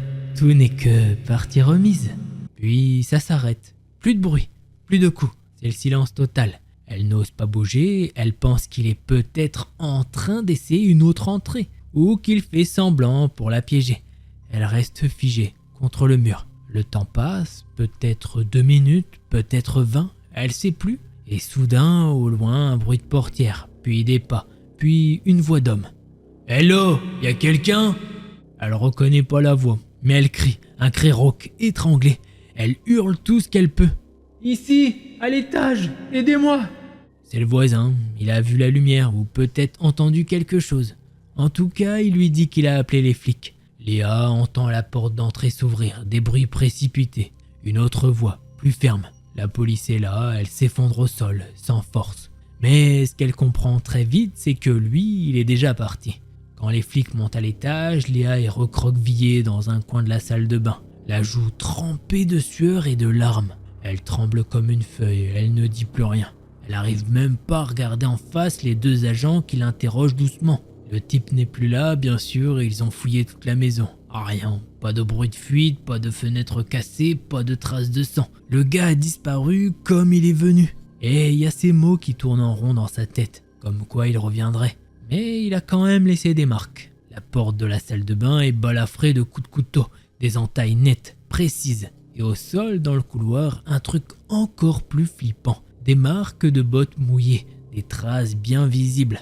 Un des flics, un jeune, propose de faire venir une patrouille pendant la nuit. L'autre, plus vieux, note tout dans un carnet, avec ce ton un peu sec de ceux qui pensent qu'on exagère. Il pose des questions, Léa répond à peine. Elle a plus d'énergie. Elle entend tout, mais comme à travers du coton. Quand elle descend avec eux dans le salon, elle voit que la porte d'entrée n'a pas été forcée. La serrure est intacte. Le plus jeune demande en chuchotant presque. « Elle ferme bien la nuit ?» Et là, Léa réalise, la porte n'était pas verrouillée. Le lendemain, Léa se réveille sur son canapé. Enfin, réveillée, c'est un grand mot. Elle a somnolé, habillée, roulée dans une couverture sans fermer l'œil plus d'1 heure. Les flics sont repartis à l'aube, ils ont pris quelques photos, relevé les traces, fait semblant de chercher quelque chose de concret. Mais au fond, Léa l'a vu dans leurs yeux. Y a rien de solide à retenir à part les entailles dans la porte. Mais pour eux, y a rien de sérieux. Elle passe la matinée à tout nettoyer. Le sang, y en avait pas. Mais elle frotte quand même le sol, là où les bottes ont laissé de la boue. Elle décroche même le miroir de l'entrée, sans savoir pourquoi. Elle refait tout comme avant. Sauf qu'à l'intérieur, rien n'est comme avant. C'est là qu'elle réalise que si elle reste une journée de plus dans cette maison, le mec pourrait revenir la chercher ce soir dans 1 semaine ou 1 mois. Et qui sait s'il va pas réussir cette fois. D'ailleurs, qu'est-ce qu'il voulait au juste? La kidnapper, abuser d'elle, la tuer? Ou tout simplement jouer? En tout cas, ce qui est sûr, c'est qu'elle n'est jamais restée pour avoir des réponses à ces questions-là. Après qu'elle ait réalisé ça, elle est directement repartie vivre chez ses parents un temps. Et alors, en PS, toute cette histoire se passe dans les années 1980. Donc oui, il n'y avait pas le téléphone portable ou toute la technologie de maintenant. Et oui, aux États-Unis, ça leur venait pas à l'esprit de fermer leurs portes. Mais ne vous inquiétez pas, depuis cette nuit, elle vérifie tout au moins 3 fois avant d'aller dormir. Je sais pas si vous avez remarqué, il y a un point commun à ces 3 histoires quand même. On est sur 3 psychopathes. L'autre voulait des laboubous, l'autre voulait faire on ne sait quoi dans la forêt, et lui, il voulait également faire on ne sait quoi. Lara a 21 ans quand ça arrive. C'est il y a quelques années, à une époque où il n'y a pas encore d'iPhone partout, ni d'Uber pour se déplacer. Elle vient de finir ses études, mais elle n'a aucune idée de ce qu'elle veut faire de sa vie. Ses potes, eux, partent tous bosser dans des bureaux, mais ça lui ressemble pas. Elle veut juste souffler un peu, vivre, créer, profiter. Elle a découvert Austin pendant un festival et est tombée amoureuse de l'ambiance, de la nature, du contraste avec sa vie à New York. Du coup, elle a déménagé là-bas, puisque oui, Austin c'est une ville, pas un mec. Elle n'a pas de voiture, alors elle marche ou prend le bus. Elle ne connaît presque personne, à part quelques connaissances vite fait. Un jour, elle rentre chez elle après avoir exploré la ville. Il se met à pleuvoir, mais pas une petite pluie, une vraie averse texane, lourde, violente. Elle pense que ça va s'arrêter, que sa maison n'est pas loin, alors elle continue à marcher. Mauvaise idée, le sol est glissant. Elle met le pied dans un trou et se tord la cheville, douleur directe. Elle sort son téléphone, mais évidemment, il est mort. Putain, elle est trempée. Elle boite, elle pleure un peu de rage et de douleur. Seule sous cette pluie qui ne s'arrête pas. Elle finit par atteindre une station-service, elle reste là un moment sans savoir quoi faire. Elle n'a pas de numéro en tête, pas vraiment d'amis à qui demander de l'aide, elle se sent coincée. Et là, un vieux pick-up qui a bossé s'arrête devant elle. La portière côté passager s'ouvre toute seule. Elle ne voit pas bien à l'intérieur, juste une silhouette dans l'ombre et une voix grave qui dit « Allez, monte, je te ramène ». Lara se fige, tout ce qu'on lui a toujours répété dans sa tête résonne. Ne monte jamais dans la voiture d'un inconnu. Elle hésite, elle tremble, puis fait un pas vers le pick-up. Je te promets que tu seras en sécurité. Elle s'approche encore, elle ne voit toujours pas le visage du type, juste un coin d'ombre. Mais elle entend sa respiration, c'est rapide, comme s'il était excité. Et plus elle se penche, plus elle sent que quelque chose cloche. Son instinct lui hurle d'arrêter. À ce moment précis, une voix de femme perce le bruit de la pluie. « Hé, ça va ? Viens ici tout de suite !» Lara sursaute, elle tourne la tête et voit une petite voiture s'arrêter sur le côté. Une femme est penchée par la fenêtre, l'air grave, pressé. Sans réfléchir, Lara recule du pick-up et boite jusqu'à la voiture. La femme ouvre la porte, son visage est visible, franc, humain.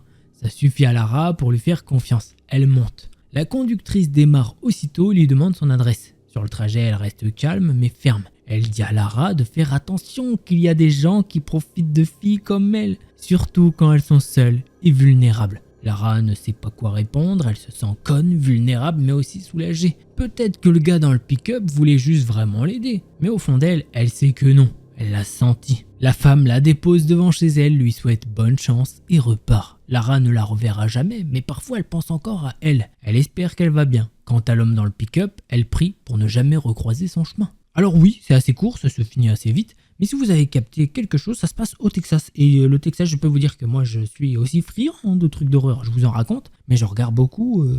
Et le Texas, vraiment, c'est un état. J'ai l'impression que c'est une folie. Le Texas, c'est vraiment... Attention, quand j'entends un truc, je fais « Oui, il a tué machin ?» C'est où ?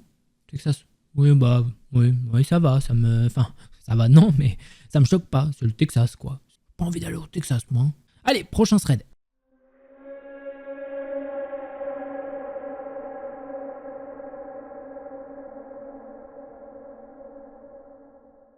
Esme, elle a 10 ans quand ça arrive. Sa famille organise une grande réunion au bord d'un lac, dans un état très éloigné du leur. C'est la première et la dernière fois, parce que tout se passe mal. Il fait chaud, c'est en juillet, il n'y a pas de climatisation, les personnalités s'entrechoquent et 3 familles coincées ensemble dans un seul Airbnb, ça finit par exploser. Le 4 juillet, après minuit, la mère d'Esme craque. Elle prend sa fille, malade à ce moment-là, et l'emmène à l'hôtel. Le père et le frère d'Esme, qui a 8 ans, restent parce qu'ils s'amusent encore. Comme ils sont venus en avion, ils n'ont pas de voiture. Même s'ils en avaient eu une, elle serait probablement bloquée par les voitures d'autres membres de la famille. Après des disputes sur le transport, les grands-parents qui vivent dans le même état finissent par prêter leur véhicule à la mère pour qu'elle puisse emmener Esme loin des tensions familiales. Elles roulent ensemble un moment dans les rues sombres et désertes avant de tomber sur un motel d'une chaîne qu'elles connaissent. Comme il est très tard et qu'elle a une enfant malade avec elle, la mère décide de s'y arrêter. Quand elles tournent sur l'allée circulaire, elles aperçoivent du mouvement sous les arbres un petit îlot au milieu de l'asphalte. En se garant, un homme en tenue de camouflage complète, casquette, pantalon, chemise sort de l'ombre en fumant une cigarette. Une fois devant elle, il demande « Ouais, vous voulez une chambre ?» La mère répond oui, c'est étrange qu'il soit habillé en camouflage militaire au lieu d'un uniforme, mais elles le suivent. Elles entrent dans un petit hall, en réalité juste une pièce avec un ordinateur, un comptoir et quelques fauteuils. L'homme passe derrière le bureau, tape sur l'ordinateur et la mère décrit la chambre qu'elle veut. Une chambre non fumeur avec un lit queen size. L'homme hoche la tête puis demande « Vous êtes seules toutes les deux ?» Il leur tend ensuite une clé attachée à un porte-clés, pas une carte magnétique. Esme trouve ça bizarre mais se dit que c'est sûrement une différence régionale. La ville est moins fréquentée que les autres villes touristiques du coin, alors peut-être qu'ils n'ont pas le budget ou le besoin pour des cartes modernes. Puis ça devient perturbant. L'homme commence à discuter, demande ce qu'elles font ici, si elles aiment les feux d'artifice. Il les conduit ensuite jusqu'à leur chambre au premier étage. Et là, il ouvre lui-même la porte et les fait entrer, comme pour leur faire visiter. Dès l'ouverture, une odeur de tabac froid les envahit, alors que la mère avait bien demandé une chambre non-fumeur. L'homme allume la lumière de la salle de bain, règle le bouton de la climatisation, ouvre la porte du placard. Il montre tout comme s'il voulait leur faire un tour complet. Mais la chambre, elle est minuscule. Juste un lit, une armoire encastrée, 2 tables de chevet, la visite est inutile. La mère reste plantée devant la porte, les bras croisés, méfiante. Esme, épuisée, entre quand même avec son doudou et sa couverture, prête à se coucher. Mais soudain, la mère parle d'un ton sec. « Esme, viens ici !» Son ton est étrange, grave comme un avertissement. L'homme est dans la salle de bain. Esme lève les yeux au ciel, agacée, mais finit par sortir. Sa mère l'attrape aussitôt par le bras et la tire derrière elle. Elles repartent vers le hall pour demander une autre chambre. La mère fait en sorte de toujours rester entre l'homme et sa fille. C'est là que l'homme lâche une phrase qui glace Esme, même si elle ne comprend pas encore pourquoi. Vous êtes vraiment loin de chez vous, toutes les deux. Il a toujours la carte de crédit de la mère à la main, regarde son téléphone et répète sa remarque. Puis soudain, le hall résonne du son de la sonnerie de la mère. C'est le père qui appelle. Elle lève un doigt, décroche et dit fort. « Ah, salut chérie. Ouais, on a trouvé un endroit. Tu es avec le frère d'Esme ? Très bien, on se retrouve là-bas. D'accord, je t'aime. » Devant l'homme, elle ajoute « Mon mari et mon fils sont plus loin, ils nous attendent. » Elle reprend sa carte, prend la main de sa fille et s'éloigne. Esme insiste, pose des questions, ne comprend pas. Mais la mère garde les yeux fixés devant elle, serre sa main et accélère le pas. Elles montent toutes les deux en voiture, font marche arrière et quittent le parking. Une fois dehors, la mère finit par lui dire la vérité, comme une scène de film. Elle se tourne vers elle et dit simplement « J'ai menti ». Pour Esme, c'est un choc énorme. Jusqu'ici, on lui a toujours parlé du danger des inconnus ou des kidnappeurs. Mais là, c'est une toute nouvelle dimension. Sa mère lui explique qu'elle a senti le danger dès que l'homme a ouvert leur porte. Elle a envoyé un texto au père pour lui dire de l'appeler, histoire de créer un alibi et de montrer qu'elle n'était pas seule. L'appel a confirmé son instinct. Les questions de l'homme étaient trop personnelles, trop étranges. Finalement, elle trouve un autre hôtel plus loin en ville, un hôtel plus sûr avec piscine. Elles y restent jusqu'à la fin du voyage et le père et le frère les rejoignent plus tard. Des années passent, plus récemment Esme retourne dans cette ville avec ses grands-parents pour une petite escapade et sur la route, il passe devant un bâtiment brûlé, entouré de rubans de signalisation. La grand-mère lui dit que c'est le motel où elle devait séjourner. Il a pris feu en octobre 2023. Intriguée, Esme cherche des infos sur internet mais elle ne trouve rien, puisque le motel a changé de nom depuis leur première visite. Mais elle parvient quand même à l'identifier. Le fait qu'il ait mystérieusement brûlé donne un côté encore plus troublant à ce souvenir. Avec du recul, Esmé est soulagée. Sa mère n'a plus jamais ressenti ce genre de menace depuis. Et Esmé l'admire encore plus pour ce qu'elle a fait ce soir-là. Elle ne saura jamais ce qui se serait passé si elles étaient restées. Et voilà, c'est comme ça que se termine ce petit thread. Homme très bizarre, hein, je veux dire, quand tu demandes un hôtel, tu dis pas, bon alors je vais vous faire visiter, voilà les chiottes, voilà vous pouvez pisser, vous pouvez chier, c'est les chiottes quoi, merci, une douche, vous pourrez prendre votre douche. Ah, c'est vraiment, à mon avis, un truc, c'est tout petit quoi, tu vois, y a pas de...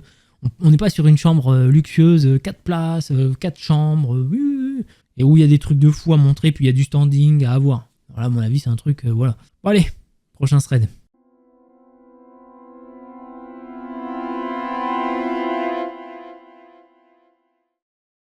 En 2023, Laurie est à Marmaris avec sa meilleure amie Tiffany. C'est leur première nuit en Turquie.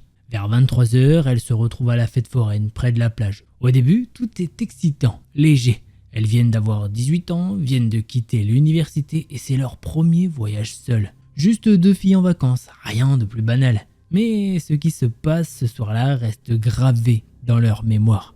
Alors qu'elles sont sur une attraction, Laurie remarque un homme qui les fixe. Il se tient tout près et son regard est intense, uniquement dirigé vers elle. Pendant l'attraction, les lunettes de soleil de Laurie tombent de sa tête. À la fin du tour, c'est ce même homme qui vient les ramasser et les lui rendre. Laurie le remercie, puis s'éloigne avec Tiffany. Elle passe à l'attraction suivante, mais l'homme les suit, monte dans le même manège et s'assoit juste devant elle. Pendant toute la durée du tour, il se retourne régulièrement et fixe Laurie droit dans les yeux. Elle commence à se sentir nerveuse, Tiffany aussi, ça se voit. Quand l'attraction se termine, l'homme descend, mais reste dans la file d'attente. Il continue à les observer, sans gêne. Laurie et Tiffany décident de rester assises, d'enchaîner avec un deuxième tour. Elles ont encore un jeton, alors elles l'utilisent. Ça leur laisse le temps de réfléchir à ce qu'elles doivent faire. Mais même pendant ce tour, l'homme est là, à l'entrée, les yeux fixés sur elle comme s'il attendait. À la fin, Laurie sort son téléphone. Elle décide de le prendre en photo juste par sécurité. En sortant de l'attraction, elle constate qu'il les suit toujours dans la fête foraine. L'angoisse monte, Laurie a un pressentiment terrible. Alors elle regarde Tiffany et lui dit doucement « Quand je compte jusqu'à 3, on enlève nos chaussures et on court aussi vite qu'on peut. » Elle se prépare, Laurie compte et elle se met à courir. L'homme se met à les poursuivre dans les rues. Elle court de toute leur force, pieds nus, pendant plus de 10 minutes. Finalement, elle se précipite dans un restaurant, se cache derrière les tables. L'homme continue de courir tout droit sans les voir entrer. Elle reste cachée un long moment jusqu'à être sûre qu'il est parti. Un détail glace Laurie encore plus. Tout ce temps, l'homme est accompagné d'un adolescent d'environ 14 ou 15 ans. Le garçon ne joue pas, ne s'éloigne jamais. Il marche toujours près de l'homme, comme s'il l'accompagnait volontairement. Plus tard dans la semaine, Laurie et Tiffany le recroisent près de leur hôtel. Cette fois, il est sur la plage, debout en train d'observer une femme britannique assise seule. Sans hésiter, elles vont la prévenir. La femme les remercie, consciente du danger. Mais Laurie ne peut pas s'empêcher de penser. Si elle n'avait pas réagi ce soir-là, quelque chose de terrible aurait pu leur arriver. Est-ce qu'on n'est pas sur un petit trafic d'étrangères? Ça me fait penser à Taken tout ça.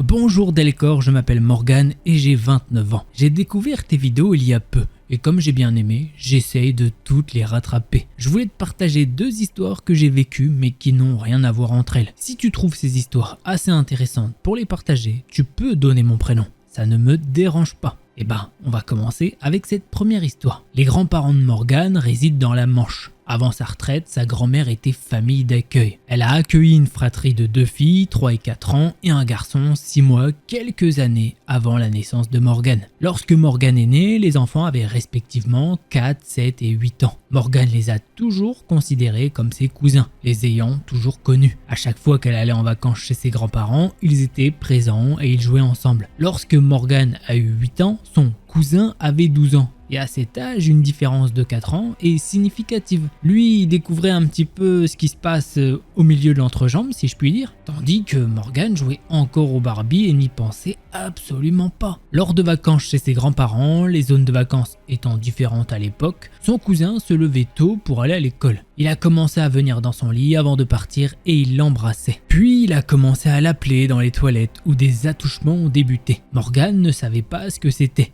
mais il lui touchait les parties intime et lui demandait de faire la même chose, ce qu'elle faisait. Après plusieurs jours où la même chose se produisait chaque soir, Morgan a commencé à se dire que quelque chose n'était pas normal. Elle en a donc parlé à sa mère et sa grand-mère qui ne l'ont pas cru. car lui affirmait que ce n'était pas vrai. Elles leur ont alors fait boire de l'eau bénite, car très croyante pour savoir qui mentait. Mais Morgan a maintenu sa version, et lui aussi. Cependant, les visites de son cousin se sont arrêtées. Morgan a enfoui cela dans sa tête.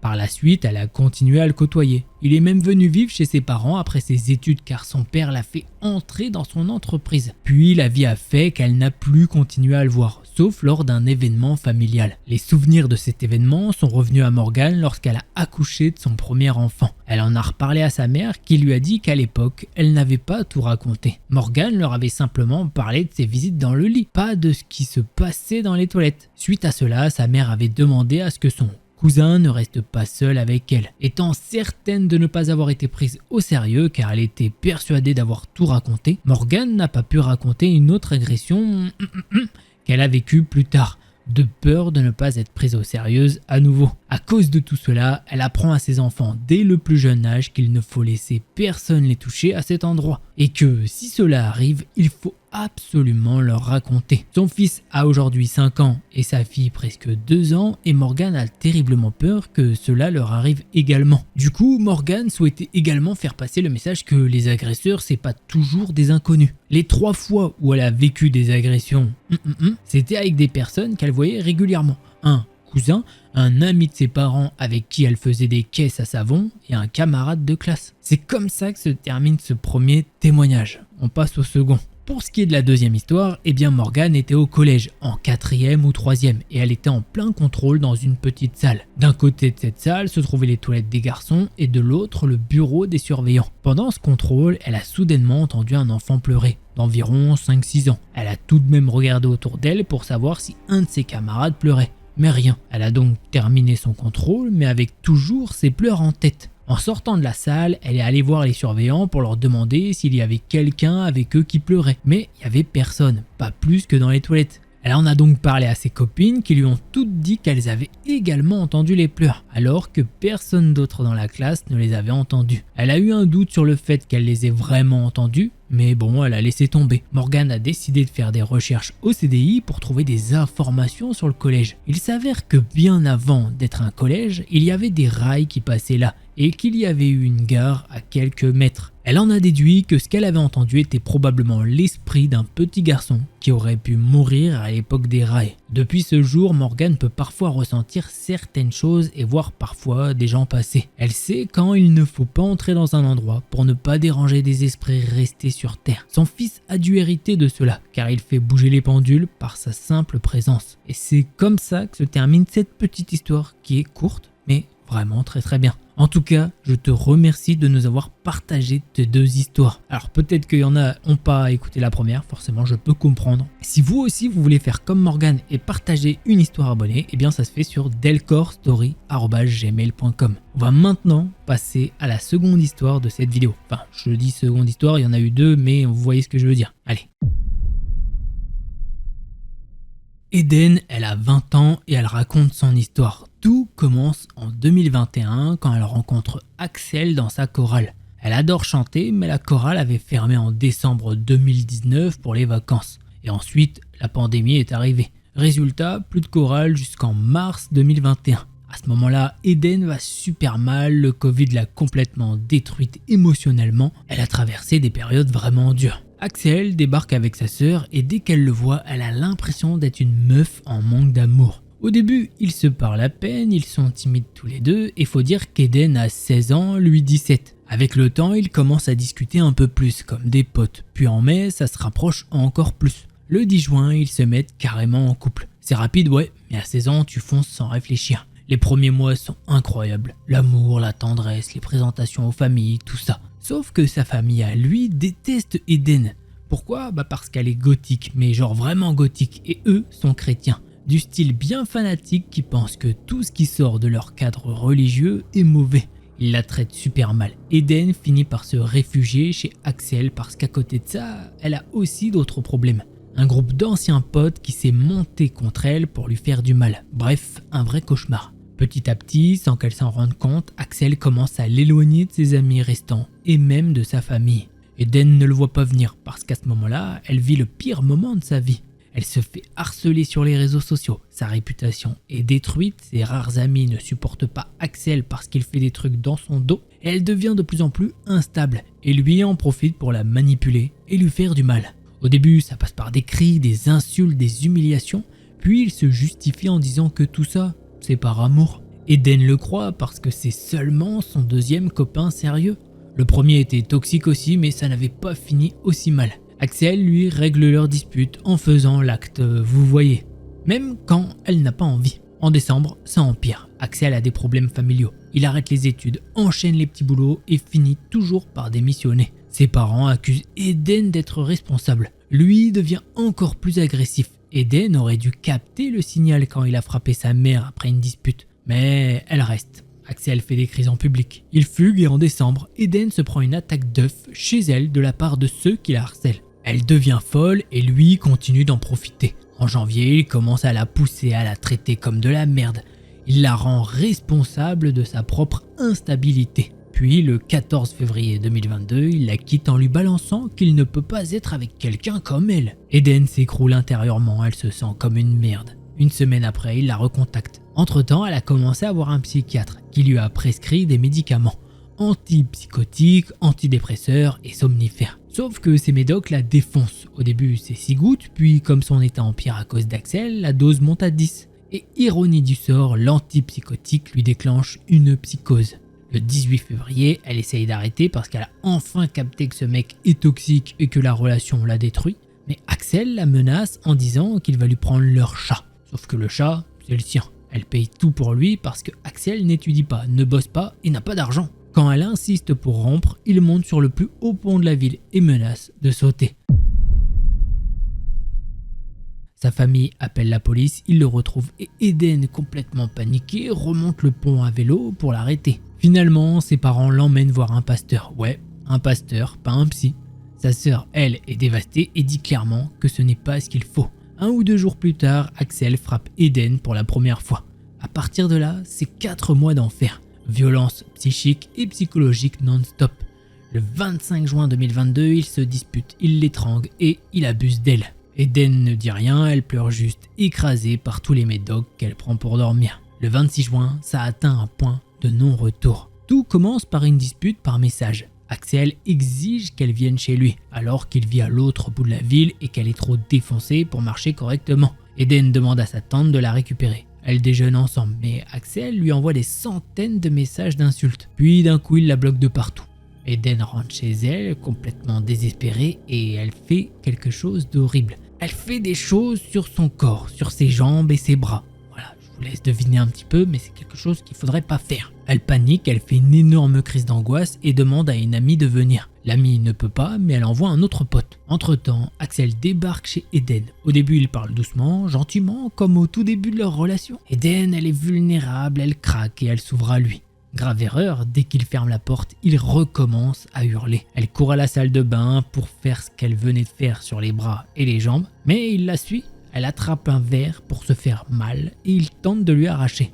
Elle le lui lance sur lui. Enragé, Axel la cogne au visage. Elle répond par un coup, mais lui frappe encore plus fort, assez pour la sonner. Elle fuit encore dans la salle de bain pendant qu'il casse des objets dans la maison. Elle réussit à verrouiller la porte, mais il débarque avec un couteau et commence à la menacer en le pointant sur elle, en hurlant et en plantant la porte. Eden croit qu'il va la tuer. À un moment, elle entend son pote arriver et crier son nom. Elle lui demande de l'aide et Axel essaye même de le poignarder.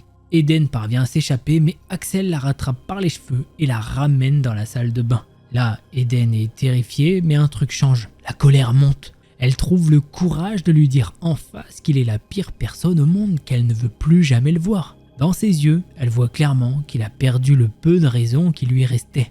C'est à ce moment qu'elle trouve une ouverture et parvient à s'enfuir. Elle passe par un minuscule espace grâce à son corps maigre de 38 kilos, mais dans l'élan, elle se cogne l'épaule contre la porte et Axel en profite pour tenter de la frapper au couteau.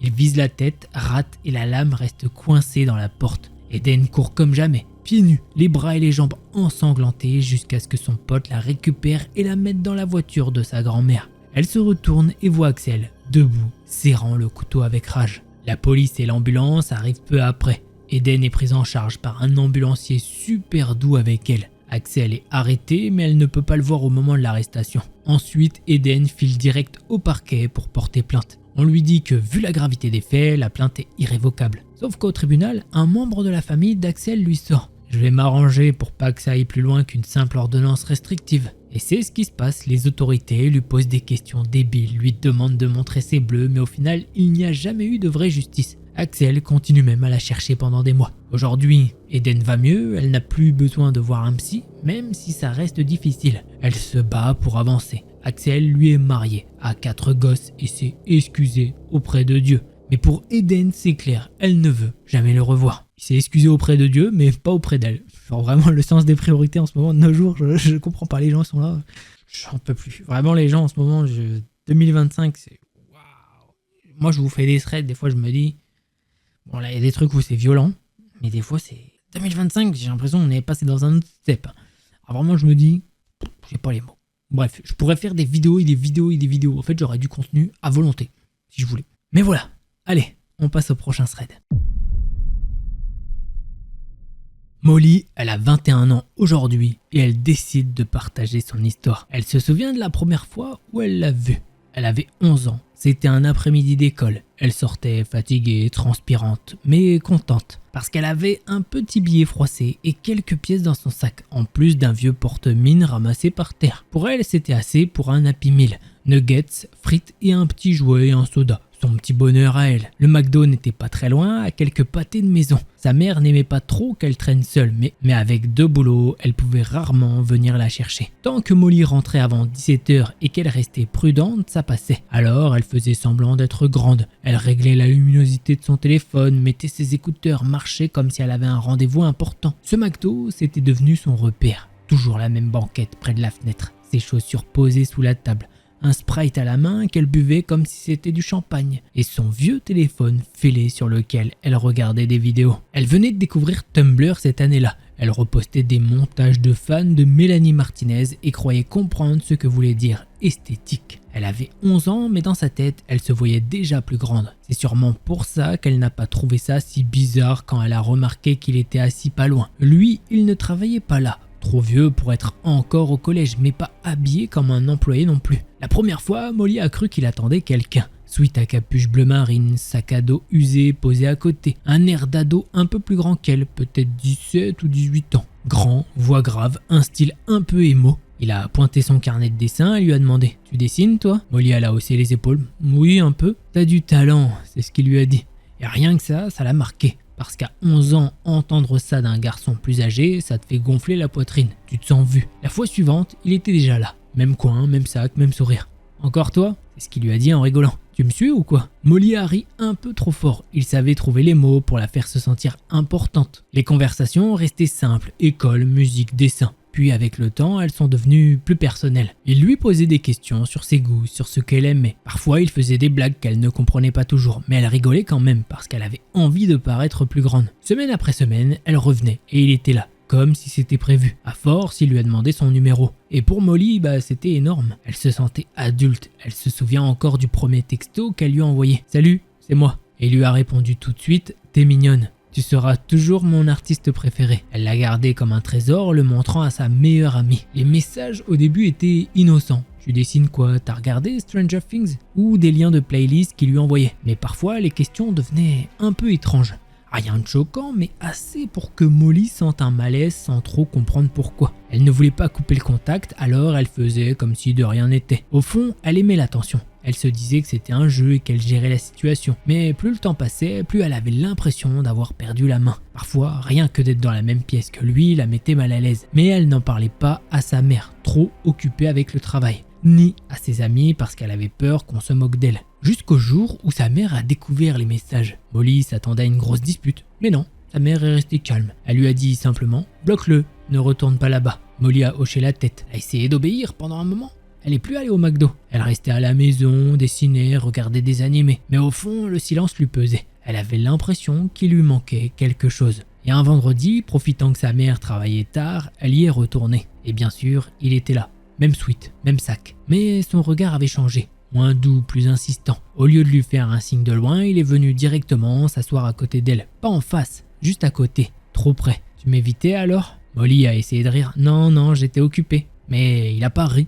Il prenait toute la place et elle s'est sentie toute petite à côté de lui. Il s'est penché, lui a murmuré qu'il la croyait différente. Il lui dit qu'il pensait qu'elle était assez grande pour gérer. Ses mots l'ont glacé. Et là, il a posé sa main sur sa cuisse. Pas violemment, mais assez pour qu'elle comprenne que quelque chose n'allait pas. Elle est restée figée, incapable de réagir. Elle ne se rappelle même pas comment elle s'est levée. Juste le plateau qui est tombé, ses frites éparpillées, le jouet qui a roulé sous la table. Et elle qui sort, vite, sans se retourner. Elle a couru dès qu'elle a mis un pied dehors. À la maison, elle n'a rien dit à personne. Elle s'est enfermée dans sa chambre, la tête pleine de confusion. Après ça, elle a arrêté d'aller ailleurs qu'à l'école. Rien que de passer devant ce McDo lui donnait la nausée. Avec du recul, Molly comprend. Il avait vu une enfant qui voulait paraître adulte et il avait profité de ça. Elle n'avait pas les armes pour voir clair dans son jeu. Aujourd'hui, à 21 ans, quand elle croise des filles assises seules au McDo, écouteurs sur les oreilles, carnet de dessin à la main, elle a envie de leur dire « Tu crois savoir, mais fais-moi confiance, tu n'as rien à prouver, ce n'est pas toi le problème. » Elle n'a plus honte d'avoir été cette petite fille, elle était gentille, curieuse, pleine de vie, et ce n'est pas à elle de porter la faute. Et si un jour elle pouvait croiser ce garçon plus âgé qui pensait pouvoir manipuler une gamine, elle n'aurait qu'une chose à lui dire, qu'elle ne veut plus jamais le revoir.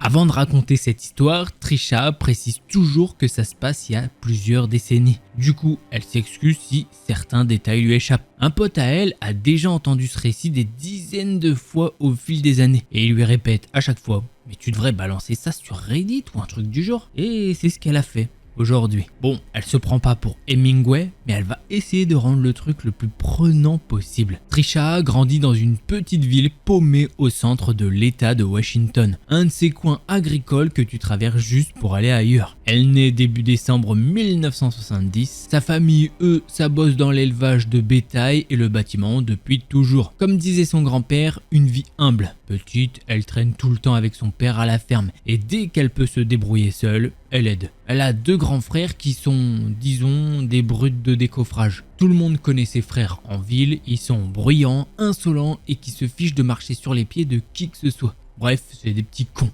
Trisha, elle, c'est plutôt la petite fille à maman. La communauté est hyper soudée, quelques agriculteurs et leur famille. Et chaque dimanche après la messe, tout le monde se retrouve dans la salle des fêtes pour le fameux déjeuner familial. S'il y a eu un problème ou une rumeur, tout le monde est au courant avant la tombée de la nuit. Les femmes se retrouvent aussi pour leur soi-disant club de lecture, mais en vrai c'est juste pour échanger tout leur ragot. Avec une ambiance comme ça, impossible de cacher quoi que ce soit. Même à l'époque, sans téléphone portable, c'est comme si t'avais toujours des yeux sur toi. Et c'est comme ça que, vers ses 15 ans, Trisha entend les premières rumeurs qui agitent la ville. Un homme mystérieux devient le sujet de conversation. Ça commence à l'été 1984. Elle s'en souvient surtout parce que c'est le moment où Bruce Springsteen sort Born in the USA. Ce type porte toujours une chemise blanche, un chapeau rouge, un jean bleu et des bottes marron foncé. Résultat, tout le monde l'appelle Bruce. Au début, les gosses du quartier pensent que c'est juste une légende de croque-mitaine.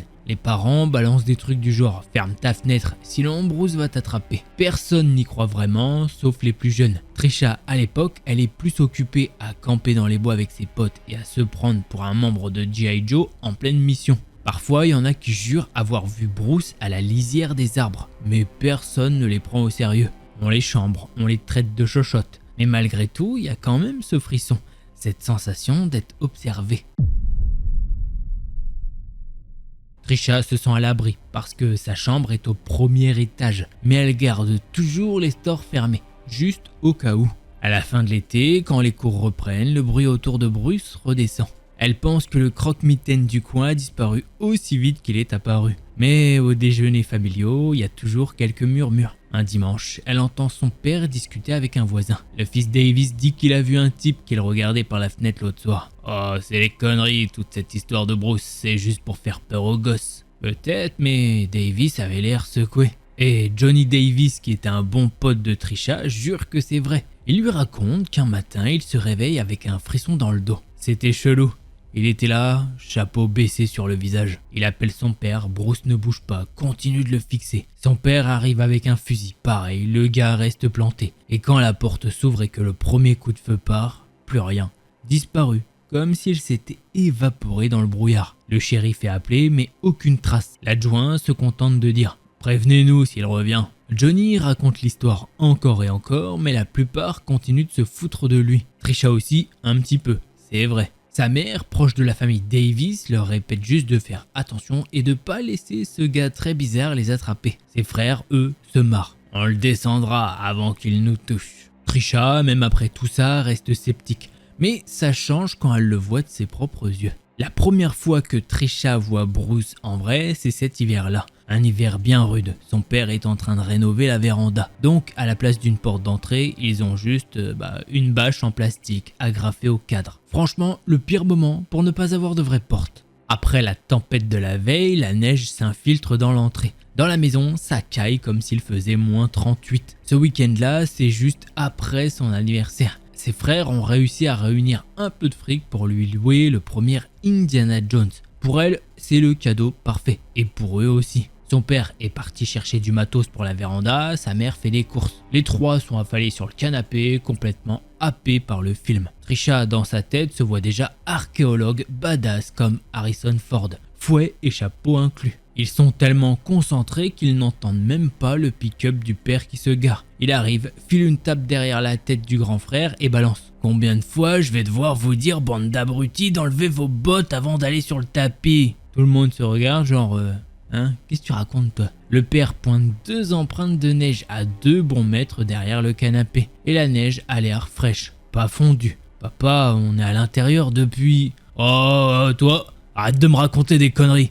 Va nettoyer ça et va aider ta mère. Les 2 frères s'échangent un regard que Trisha n'oubliera jamais. Un mélange de... c'est quoi ce délire? Et de peur bien sûr. Le soir, dans son lit, elle cherche une explication logique. Qui ça pourrait être à part Bruce?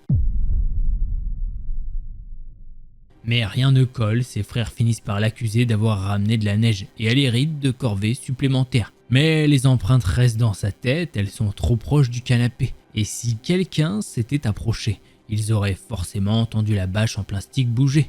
Elle n'en parle à personne, juste pour éviter de se taper la honte au lycée. Le reste de l'hiver est assez banal, son père finit par poser une vraie porte sur la véranda, juste au moment où la température remonte. Les nuits deviennent chaudes et lourdes et Trisha regrette presque le froid glacial. Pour la plupart des ados du coin, l'été c'est piscine, fêtes et soirées. Pour Trisha et ses frères, c'est surtout bosser avec leur père. De longues journées à rénover des maisons appartenant à des gens dont les voitures valent plus que tout ce que leur famille possède. Le soir, ils rentrent crevés, s'occupent encore des animaux ou rentrent le foin, puis se régalent avec les repas préparés par leur mère. Après ça, au lit et on recommence. Leurs rares moments libres, chacun file retrouver ses potes. Parfois, ils se recroisent à des fêtes ou autour d'un feu de camp. Un soir, les 3 ont quartier libre. Ils montent tous dans le camion du grand frère pour aller à un feu de joie. Presque toute la ville est là, les familles, les jeunes, tout le monde profite. Quand le soleil se couche, il reste surtout les ados qui essayent de choper une bière et les vieux gars marrants qui ferment les yeux. En descendant du camion, les parents encore présents lancent « Oh non !» Voilà les ennuis. Tout le monde rigole, autour du feu il y a des chaises, des vieux canapés, Trisha s'installe sur une banquette pourrie, un ressort qui lui rentre dans le côté, bière à la main. Elle écoute à la moitié les discussions jusqu'à ce que son regard accroche quelque chose tout au fond, à la lisière des arbres. Une tache blanche. Elle plisse les yeux, chemise blanche, jean, chapeau rouge. Les mains le long du corps, trop loin pour voir le visage. Elle met quelques secondes à réaliser. Non, c'est pas possible. Son pote, assis à côté, en train de lui raconter ses histoires de cœur, s'arrête. « Eh, tu m'écoutes là ?» Elle ne répond pas, continue de fixer l'homme. Le pote finit par tourner la tête. « C'est qui ?»« J'en sais rien, mais il ressemble au gars dont tout le monde parlait l'été dernier. »« Ouais, c'était juste une erreur débile inventée par les parents de Johnny pour... »« Ouais, je sais, mais c'est bizarre qu'un type reste planté là. Alors que derrière, c'est que de la forêt. Il sort d'où, sérieux ?» Il se regarde, dans les yeux du pote, il y a une petite lueur de peur. Puis il se tourne en même temps vers la forêt. Plus rien, juste les arbres et le noir. L'air paraît plus froid, le feu moins chaud, il scrute encore, mais il n'y a rien. Il jette un œil autour du feu, personne d'autre n'a remarqué. Et là, pour briser le silence, le grand frère de Trisha lui pose les mains sur les épaules. Elle sursaute comme jamais. « Qu'est-ce qu'il y a? Toujours flippé par le chat noir, toi, hein ?» Elle lui sort une insulte et il explique que l'autre frère reste pour draguer. Lui, il rentre et il propose de la ramener. Trisha accepte au moins. Elle évite de dormir dehors. Ils partent, musique de radio en fond. En rentrant, la sensation bizarre qu'elle a depuis qu'elle a vu l'homme s'estompe un peu.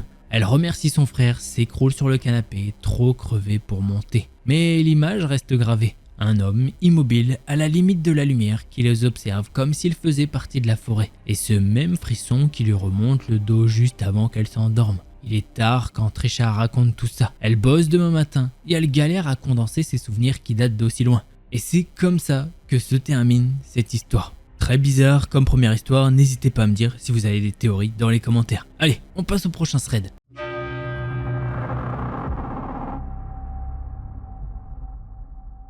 Kate, elle a 25 ans aujourd'hui et ça lui est arrivé il y a environ 8 ou 9 ans, donc quand elle avait 16 ou 17 ans à peu près. Elle vient d'un petit village mais elle va à l'école dans la grande ville la plus proche à environ 40 km. Les transports en commun sont pourris, rien que pour rentrer elle doit changer 2 fois de bus. Et si elle rate la dernière correspondance et que ses parents ne sont pas là, elle n'a aucun moyen de rentrer, à moins qu'ils viennent la chercher ou qu'elle se tape 4 km à pied. Tous les vendredis, elle rentre chez elle et le dimanche, elle revient en ville. Elle descend toujours du bus à la gare centrale vers 14 h. Son copain qui vient d'une autre ville étudie aussi ici et prend le train. Tous les dimanches, elle l'attend à la gare environ 1h30 puis ils partent ensemble au dortoir. Ce jour-là, rien ne change. Elle l'attend, assise à l'étage de la gare, à un endroit d'où elle peut voir tout le rez-de-chaussée. Elle a ses écouteurs branchés sur son téléphone et elle observe un peu autour. Du coin de l'œil, elle remarque une femme sans abri qui traîne dans la gare. La femme s'arrête parfois, regarde autour d'elle, mais Kate ne fait pas vraiment attention. Il y a pas mal de SDF dans le coin. Le temps passe, Kate est toujours assise avec sa musique, puis elle voit la femme s'approcher de sa direction. Elle ne réagit pas, la femme parle à d'autres personnes assises pas loin, sûrement pour demander de l'argent. Quelques minutes plus tard, elle recommence à marcher vers Kate. Cette fois, elle s'arrête juste devant elle. Kate lève les yeux, la femme la fixe, ses yeux sont vitreux, elle oscille un peu, elle est crade, vraiment dégoûtante. Un liquide vert coule au coin de sa bouche et son visage est sale. Elle porte un gros manteau, un pantalon gris, des bottes noires alors qu'on est au printemps et un sac à dos noir. Elle a les cheveux bruns, courts, les yeux marrons. Elle paraît avoir la quarantaine mais elle pourrait être plus jeune. Kate voit ses lèvres bouger, la femme lui parle, elle enlève ses écouteurs parce qu'elle n'est pas du genre impolie et qu'elle essaye toujours d'être polie avec les gens. Mais dès qu'elle les enlève, la femme se tait, la fixant toujours. « Qu'est-ce qu'il y a ? Vous pouvez répéter ?» demande Kate. Alors la femme recommence à parler, mais Kate ne comprend rien. Elle marmonne et elle continue de la fixer avec ses yeux morts. Kate secoue la tête. « Désolé, je comprends pas ce que vous dites. » Et là, son cœur commence à battre plus vite. Elle se sent mal à l'aise, elle a peur, elle sait pas ce que la femme veut. Mais il y a un truc qui cloche. La femme marmonne encore. En même temps, elle fouille dans la poche de son manteau avec sa main droite. Kate baisse les yeux pour voir ce qu'elle fait. Elle pense qu'elle cherche peut-être quelque chose ou qu'elle a besoin d'aide. Elle la regarde de nouveau dans les yeux, puis à nouveau sa main. Et là, elle voit un morceau de verre. La femme le glisse lentement sous son manteau, le long de son avant-bras, en tenant le bout pointu dans la paume. C'est assez gros, environ 15 cm et c'est bien aiguisé. Les yeux de Kate s'écarquillent. « Mais qu'est-ce que tu veux de moi ?» C'est ce que lance Kate, cette fois un petit peu plus sèchement. Elle se dit qu'il y a du monde autour, que c'est une gare en plein jour, alors la femme ne va rien faire normalement. Sauf que d'un coup, la SDF se jette vers elle et pointe le verre droit vers son cou. Réflexe immédiat, Kate bondit sur le côté, la repousse et crie « Mais qu'est-ce que tu fous ?» La femme marmonne encore, mais avec plus de colère. Kate comprend toujours rien.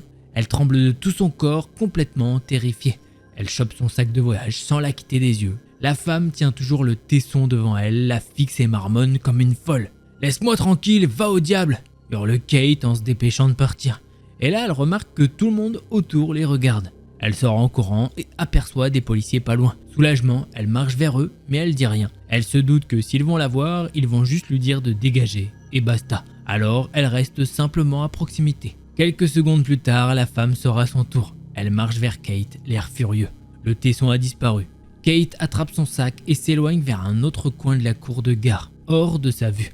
Elle tremble, elle est choquée. Elle ne la reverra jamais. Un peu plus tard, son copain arrive. Elle lui raconte tout. Il est choqué, inquiet et il lui dit de ne plus jamais l'attendre à la gare. Et elle suit le conseil. Désormais, elle l'attend toujours à la résidence. Encore aujourd'hui, quand elle doit passer par cette gare, ce qui est rare, eh bien, Kate est anxieuse et elle reste sur ses gardes.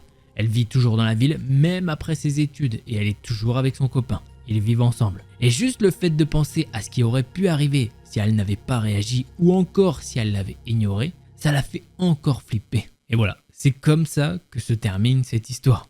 Petit thread très sympathique, on passe au prochain.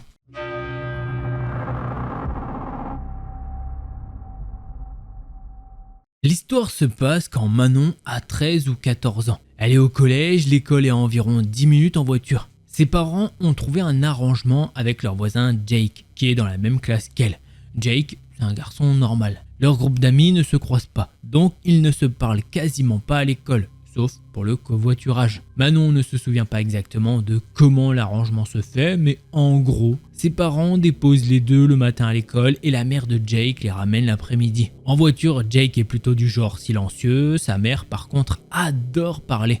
Ça dérange pas Manon. La mère veut toujours savoir ce qui se passe à l'école. Manon ne lui balance pas tous les ragots, mais elle lui raconte des trucs du genre la pièce de théâtre prévue au printemps, la foire scientifique et d'autres petits événements. Elles discutent ensemble comme ça pendant 10 minutes, puis elles rentrent dans la résidence où elles habitent toutes les deux. Et puis un jour, ça dérape. Ce jour-là, Jake est assis à l'arrière, Manon elle est à l'avant, la mère de Jake balance soudainement. Je pense que toi et Jake, vous feriez un couple adorable. Tu devrais être sa petite amie. Manon ne sait pas quoi répondre, elle croit qu'elle marmonne un truc comme ouais, je sais pas. Et elle se tourne vers la fenêtre en essayant de faire comme si de rien n'était. Dans sa tête, c'est mais pourquoi elle me parle de ça? Elle me connaît à peine et Jake aussi, je le connais à peine. Elle ne dit plus rien pendant tout le trajet, elle ressent un malaise bizarre. Elle ne se retourne même pas pour croiser le regard de Jake, en se disant qu'il doit être aussi mal à l'aise qu'elle. Le soir, quand ses parents rentrent, elle leur raconte tout. Ses parents haussent les épaules. C'est pas une grosse infraction. C'est pas comme si la mère de Jake l'avait frappé ou insulté. Mais son père lui sort texto. T'as pas besoin de te retrouver avec ça. Et ils décident ensemble qu'elle ne doit plus faire de covoiturage avec Jake. Manon ne veut en parler à personne à l'école. Ce n'est pas la faute de Jake. Elle ne veut pas le mettre mal à l'aise ni l'embarrasser en racontant ça à d'autres. Alors, elle se tait. Elle arrête juste le covoiturage. Elle croise Jake à peine et quand ça arrive, c'est juste en passant. Mais ce n'est pas fini. Après ça, la mère de Jake commence à apparaître un peu partout là où Manon va. Le samedi, Manon va au parc pour jouer au frisbee. Maintenant, la mère de Jake est là. Elle lui sourit. Manon se rend compte que la dame a capté qu'elle vient le samedi matin. Et elle se pointe alors tous les samedis matins. Avant ça, Manon ne l'avait jamais vue là-bas. Et c'est pas le seul exemple bizarre. Un autre truc. La mère de Jake se met à venir au salon de manucure où va Manon. Avant, elle l'avait jamais vue là-bas. Mais après qu'elles aient arrêté le covoiturage, elle la croise 2 fois dans le même mois à cet endroit. Manon se dit que ça pourrait être une coïncidence, mais en vrai, il y a très peu de chance. Un jour, à la bibliothèque, la mère de Jake vient carrément lui parler. « Oh, ravi de te voir ici. Je parie que Jake serait ravi que tu passes nous voir bientôt. Vous devriez passer plus de temps ensemble. » Manon ne sait pas quoi répondre, tout ce qu'elle arrive à faire, c'est un petit sourire gêné et marmonner. « Ah ouais, peut-être hein. » Finalement, elle est obligée d'en reparler à ses parents. Ses parents vont voir la mère de Jake et lui disent clairement de laisser Manon tranquille. Et à partir de là, c'est terminé. Du moins, c'est ce qu'il lui semble. Dès ce moment-là, Manon la croise beaucoup moins. Elle espère que ça veut dire qu'elle a arrêté de lui prêter attention. Voilà, c'est comme ça que se termine ce petit thread. Ma foi, je l'ai bien aimé. Elle est très insistante, la daronne, qui veut caser son fils. Non, tu vas pas être avec lui alors? Comment ça, tu vas pas être avec lui? Regarde comment il est beau gosse. Rien. Non, ça va se faire naturellement s'ils voulaient être ensemble. Enfin voilà, tranquille, laisse les choses faire. Bizarre. Allez, prochain thread.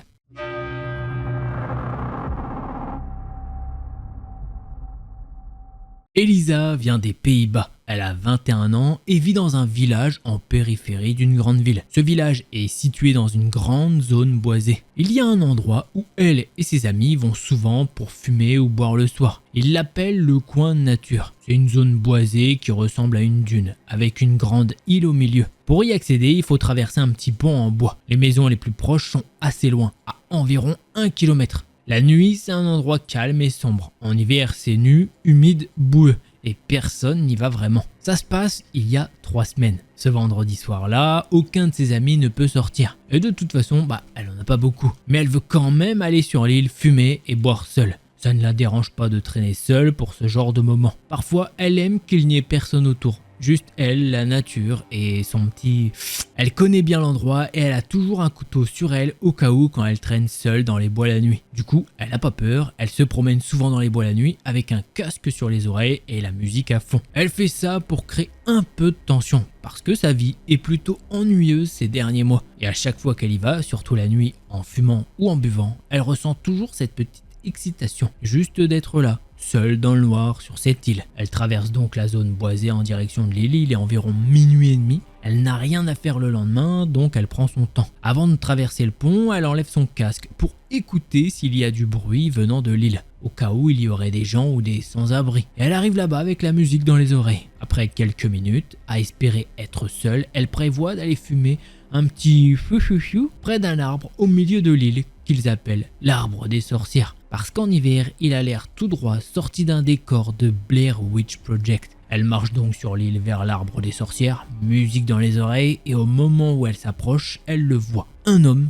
nu dans la trentaine ou la quarantaine, probablement debout sur un rondin assez haut par rapport au sol. Juste devant elle, il la regarde de haut. Oui, il se tient immobile en posant T dans le noir, complètement nu quand elle le repère. Et ça la glace totalement. Il ne se passe qu'une seconde avant que son cœur ne s'arrête. Elle recule direct et son casque tombe de sa tête dans ses mains. Elle crie à l'homme. « Mais qu'est-ce que tu fais ?» Paniquée, elle recule en courant tout en gardant les yeux sur le chemin sombre. Son corps entier est envahi par la peur et l'adrénaline. Elle ne sait pas quoi faire ni quoi dire, alors elle hurle en néerlandais. Bon, je vais pas vous dire ce qu'elle a dit en néerlandais, j'ai essayé, c'est atroce. Donc elle a dit « Je t'ai vu, viens, j'ai un couteau ». Elle crie ça parce qu'il a l'air prêt à la poursuivre et elle pense qu'il va le faire. C'est une technique qu'elle a déjà utilisée, surtout dans les zones boisées, quand elle tombe sur des sans-abri ou des gens suspects la nuit. Elle crie vas-y, viens, pour créer une sorte de réaction psychologique qui pousse l'agresseur à venir plutôt que de montrer sa peur ou de rester figé.